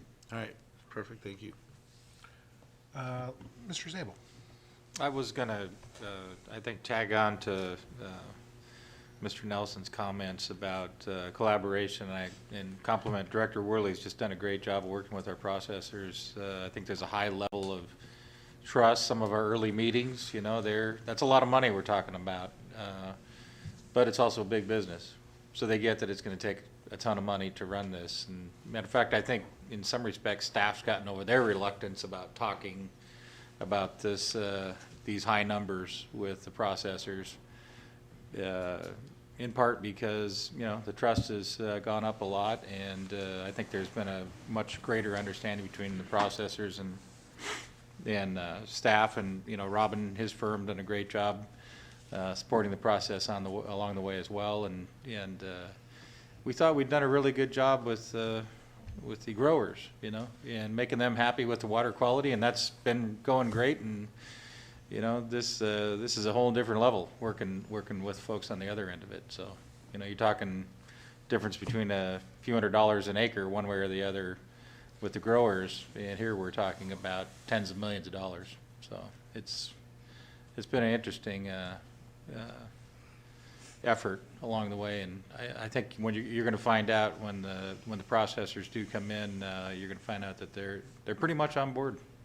Yeah, we're excited about that. And if it's okay, Mr. Maloney, I'm trying to put this in terms because this system, we've done a lot of revisions with it, and so so that I can understand it, because I think I saw buried in there some things that are huge that only were one line item. So see if I've got this about right. We had a system then in the 90s that was a little bit smaller than this, and it was successful. We sold out of capacity, so we added some capacity and with some additional fields, as well as improved some efficiency. So I thought of it as, I remember a phase where we were 2/3 sold, and when we were 3/3 sold, we had somebody else want to come along, so we made it 4/3 efficient, and then another processor was 5/3 efficient. And we're also at the point where that either the initial or all of it's getting a little bit aged, and the need for it continues, so much so that we're going to replace in large measure the stuff that was done from the 90s to probably a point about 10 years ago or so.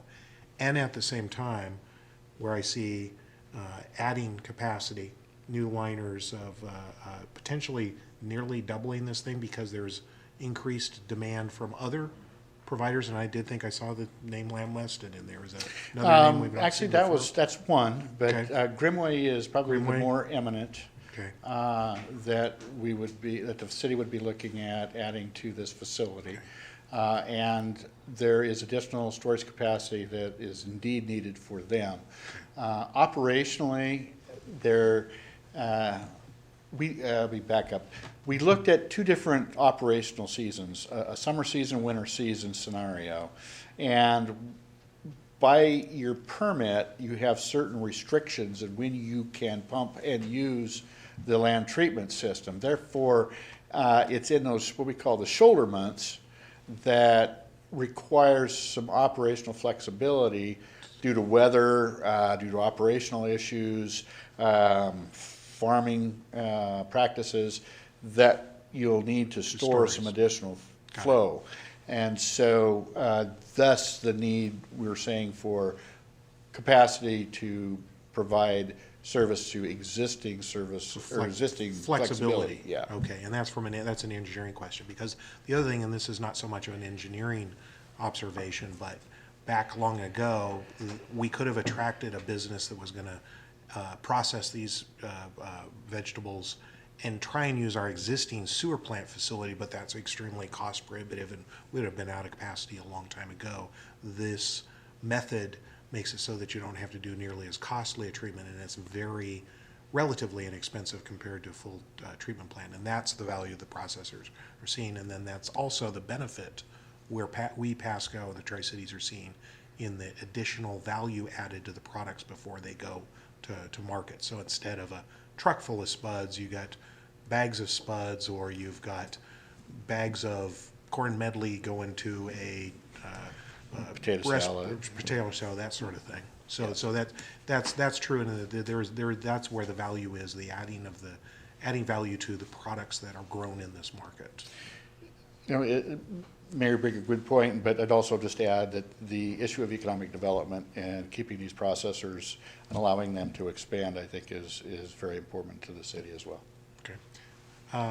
Mr. Maloney. Thank you, Mr. Mayor, and thank you so much for this presentation. And I paid a lot of attention when we were going through our capital budgeting process for the city, and I know this was a portion of what was in one page that's now turned into a 15-minute presentation that's really a lifetime of work. So I appreciate that there's only so much you can fit in here, and I'm not interested in asking too many more details, other than I would note, as Mr. Zabel did, that there's a lot of front-loaded cost here. I noticed that we must have strongly deferred a lot of maintenance and a lot of capital upgrades for a while to get to a spot where we need to spend $30+ million, or something like $30-something million in 1 or 2 years to come back up. So I appreciate that. I'm 100% positive that city staff did their best to limp along, and I've known a number of engineers who are more than happy to do that. But I would also appreciate that in the future we hopefully will spread out our investments a little more. I'm positive this, even if the producers or processors are willing to pay this money, it's a large dollar sign. And so when I'm looking on the page about funding and number of grants we've gotten, so what these ultimately end up doing is they help end up defraying some of these costs, some of these capital upgrade costs that we would otherwise be entirely riding on the processors. Do I have that correct? Yes. So, because 100% of this will be charged through a fee, and anytime we can decrease that, that's when we see an opportunity for good cost sharing between us and other public partners. Is that? Yes. Excellent. Yeah, I'm excited. I think it's been a fantastic investment. It was a great idea when it came about, and that was a great foresight for both council taking a massive risk at the time, and us taking a much smaller risk at this time to be able to just continue operations. And I guess the only thing I'd ask is, in the future, I'd be interested in seeing what the sort of economic impact of these continued upgrades are in terms of what sort of investment we get back into the community. I know that's jobs, that's revenue, that's taxable, that's property taxes in terms of the businesses. I'd be interested in understanding that a little more. I think that's outside this scope, but I would be interested in if someone from staff can help us with that in the future. Thank you. Mr. Martinez. Just real quickly, first of all, I know we've done some renovations and fixed the screen. Did we fix the issue with most farmers being happy with the not clogging the sprinklers and the smell? Well, not only the smell, but also with all the little the screens that we're allowing to go through. Plugging of the nozzles, yeah, all the nozzles, and some of the other issues. Did all that get fixed? To my understanding, that has been dramatically improved. Okay. Steve, maybe you can help. Wouldn't say that it's been totally fixed, but it's been definitely improved. It has. It has been improved, and we haven't had as many problems as we've had in the past. And then again, I'm glad Mr. Maloney mentioned about the past. I mean, this was a visionary thing back in the day before my time, and kudos to the council and the staff at the time. this was a big deal. I know Mayor Watkins was. No, it was before me, too. Was it before you, too? Oh, okay. I thought you were that old. No, not quite. But anyway, thank you very much for the presentation. What a way to help the city grow. Mr. Zabel? I did just want to, one comment, because Councilmember Martinez asked, the odor still is a issue out there, and that's going to take some of these improvements we're talking about to kind of work ourselves through that. Basically, you know, there's improvements that need to be made to the plant before we can resolve a lot of those things. But in terms of the water quality going on the fields, much better than what it was a few years ago. As a practical matter, talking with one of those irrigators at a certain asparagus festival, he said that it was significantly better now, and it said it could always improve, but much, much, much better than it was. I hope that comports with what staff have been hearing. Mr. Worley? I just wanted to point out, Robin, if you wouldn't mind going back to the overall picture of the reuse facility, the large one. I just wanted to give council a scale of what we're looking at here, because I think sometimes we miss how large this facility is. Robin, could you just take the cursor of the mouse and point it to a vehicle that might be parked next to the reuse or the screens building maybe? And it right there, a little tiny thing would be a pickup truck. That big, huge screens building is actually 2 stories high and fairly large building. So a pickup size and a person in relativeness to the size of these ponds is very small. The ponds are huge. In this picture, that looks like a hut, not a It two-story does. building. And so I just kind of wanted to give council a feel for how large this facility is. And when we talk about adding another 100 million gallons of storage, we're talking about technically replacing that larger pond and doubling it, making another one. And these are 30 feet deep. Mr. Serrano? Thank you. Just one quick question. On your slide for the irrigation pump station, you've got your schedule listed out for the 100% plans due to the city by the end of the month. Does that dovetail with the May 17th date you were talking about for the ecology comments, or is that a whole separate plan? Whole separate I just wanted to project. make sure we weren't going to end up getting somehow hung up with those ecology response to comments. Yeah. The one thing to note is we've followed, there's been several projects that have followed concurrent schedules along the way, this being one, because of the need and the necessity. No, thank you. Appreciate that. Any other questions or discussion? Well, that was an incredible update, so thank you for the both. I had a quick Oh, Mr. Milne, sorry. Didn't we talk about going out and visiting the new council members? I know I had expressed interest about going out there. Well, checking it out. I'm guessing this is timely between these two gentlemen. Is that something that, if council members, I see Mr. Worley nodding his head. Absolutely. Anytime council members would like to come out and visit it, we'd be glad to take you on a tour. Okay. I'd be at just if there's maybe something available Friday. I don't know if you're available Friday or not. I'd be interested, and believe it or not, I've not been to it. So we can schedule something for Friday. Opportunity on Friday, leaving the council, maybe Mr. Worley, if we can email a time, maybe leaving from here or meeting there, whatever works best. Would afternoon be good or morning? After 2? After 2? Before 2. There's the question of quorum, right? Perhaps morning and afternoon. Well, if we've got 4 more council members interested in, let's. We'll work with April and get something scheduled. Okay. Sounds great. Thank you. Okay.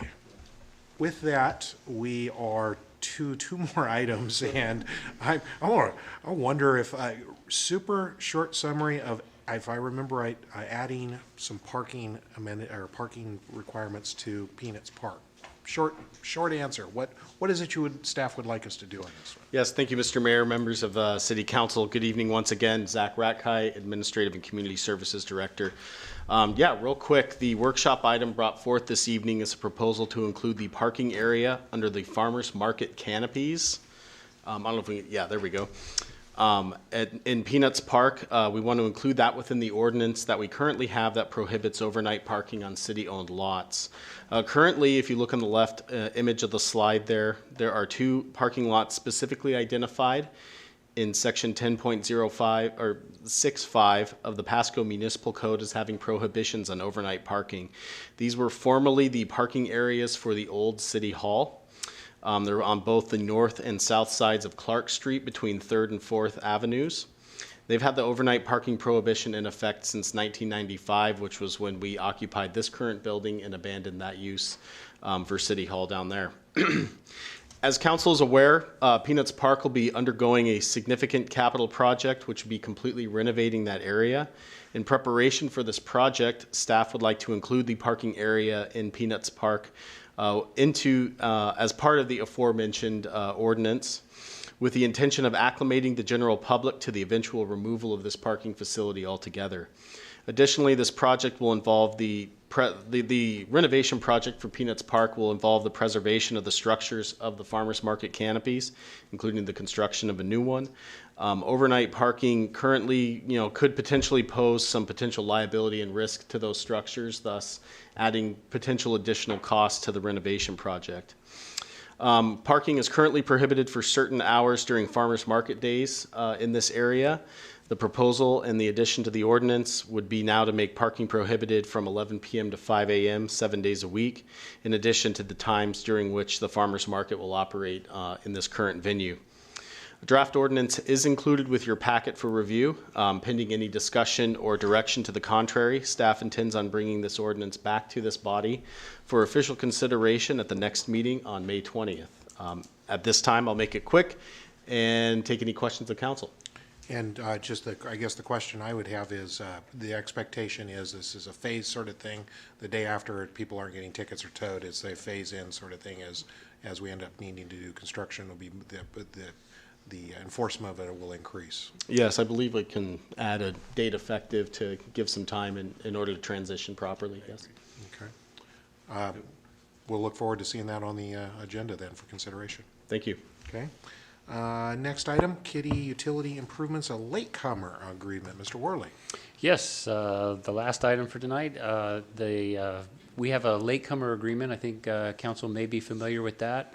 Sometimes we enter into agreements whereby a developer will be required to extend a utility, and because that utility would be required by another property on the other side of the street, they sometimes choose to enter into a latecomer agreement, which means that if the other property on the other side of the street develops, that person would help pay back the cost of extending the utility, since both properties would be required to extend it. And so based on the recommendation of our legal counsel, it is recommended that we pass an ordinance identifying the need to extend the utility and thus qualifying it for a latecomers agreement. And so this is a simple extension of a utility. The developer has asked to enter into a latecomer agreement. Staff has reviewed the application and basically approves it. Now we are moving forward with the next step, which is to present to council next week the adoption of a resolution to require this utility extension. And if this were to be adopted, the latecomer agreement, is it still a 15-year term? So that if somebody comes along in the next 15 years and develop it, they'd have to do their portion of it. Is it 50, or that, I would just remember it. I see Mr. Kerr nodding, Right. yes. It's not in the ordinance, but yes. This general term for latecomer agreements is 15 years. Utilities. For utilities, okay. On the agenda for consideration? Seeing some nods, okay. We go to item 5, miscellaneous council discussion. Mr. Zabel, you have anything?